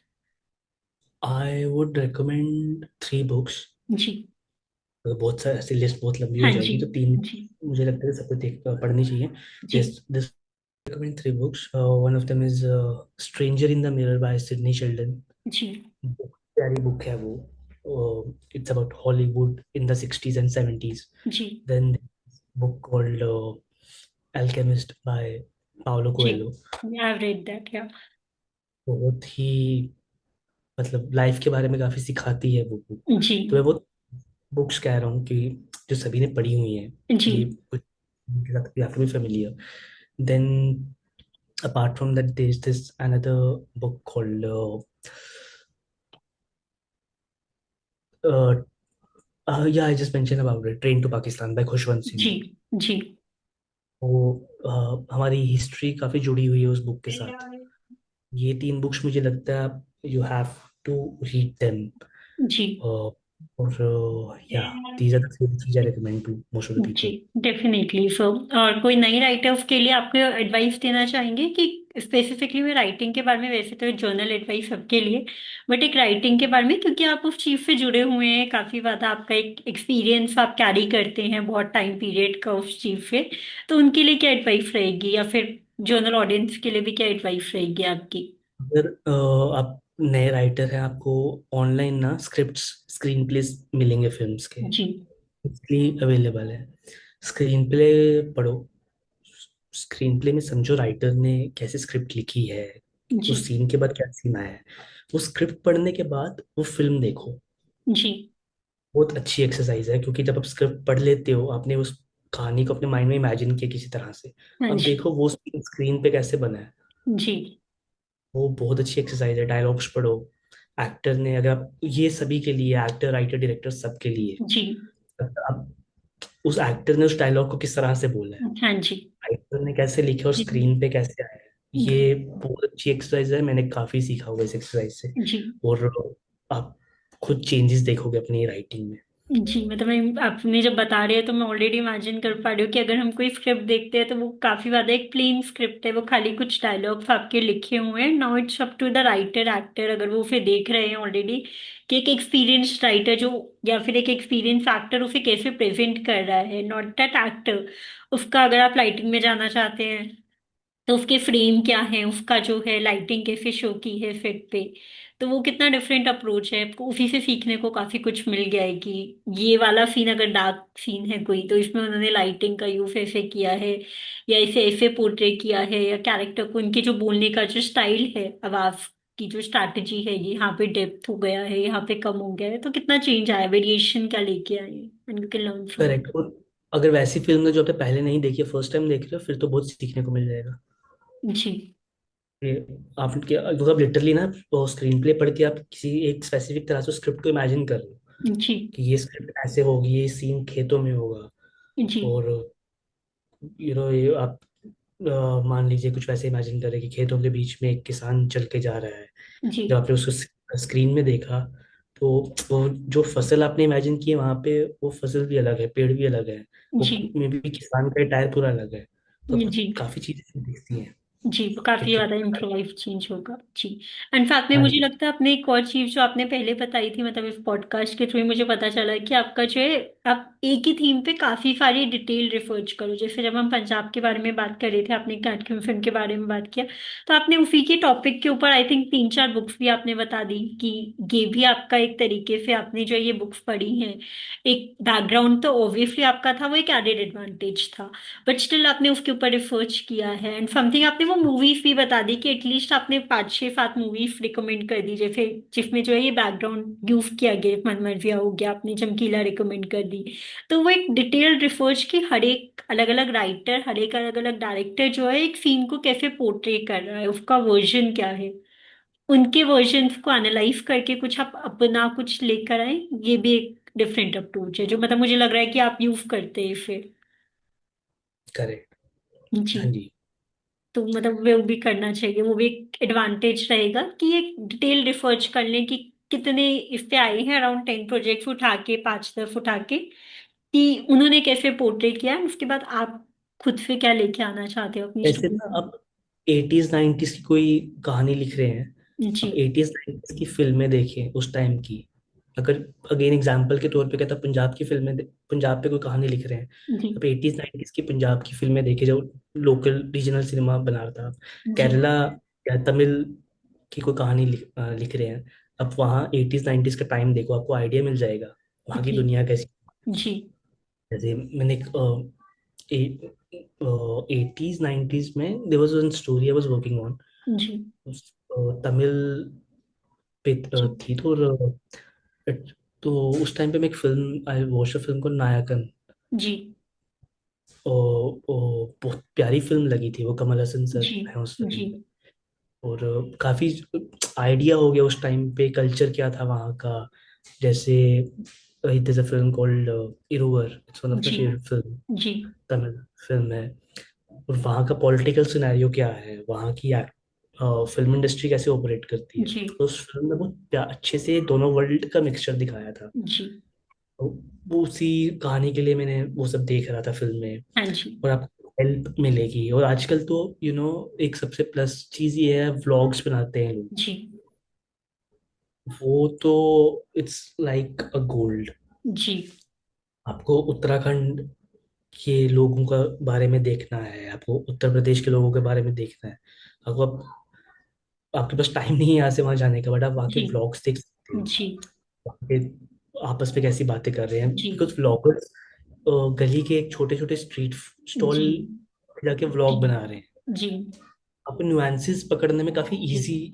जी, मतलब ये आपने काफी डिफरेंट अप्रोच बताई कि मतलब मैंने तो एटलीस्ट इसके बारे में नहीं सोचा था कि आप व्लॉग्स देखकर भी मतलब एक तरीके से लोगों की ऑथेंटिसिटी, उनका जो लैंग्वेज का एक्सेंट है, उनका जो बैकग्राउंड है, बैकड्रॉप है, या गलियों का जो सीन है, वो भी एक राइटर को हेल्प कर सकता है इन इमेजिनिंग कि एक्चुअल में रियल लाइफ क्या है without going over there. Yes, बहुत अच्छी चीज है वो। अगर आप मतलब पॉजिटिव तरह से देखोगे, मुझे तो बहुत सही लगता है। मैं लोगों के जी। व्लॉग्स बहुत देखता हूँ, जिस जी। तरह से वो बातें करते हैं, अपनी गली के एक छोटे छोटे स्टॉल्स दिखाते हैं, मेरी जी। गली में पानी पूरी मिल रही है, इतने रुपए की जी। मिल रही है। जी। फिर पानी पूरी वाला भी कुछ बात कर रहा है, जी। अच्छा ये इसका बात करने का तरीका वैसा जी। है। वो जी। भी एक अच्छा जरिया है रिसर्च का। जी, डेफिनेटली। सो मतलब ये काफी ज्यादा इंसाइटफुल था, मतलब और मुझे लगता है कि लोगों को भी इसमें काफी हेल्प होगी कि वो भी इस चीज को डिफरेंट अप्रोच से देखेंगे कि ऐसा राइटर अगर मैं देख रहा हूँ या मुझे इसमें कुछ करना है या मैं कुछ फिल्म बनाना चाहता हूँ, इनफैक्ट जो न्यू कमर्स भी है,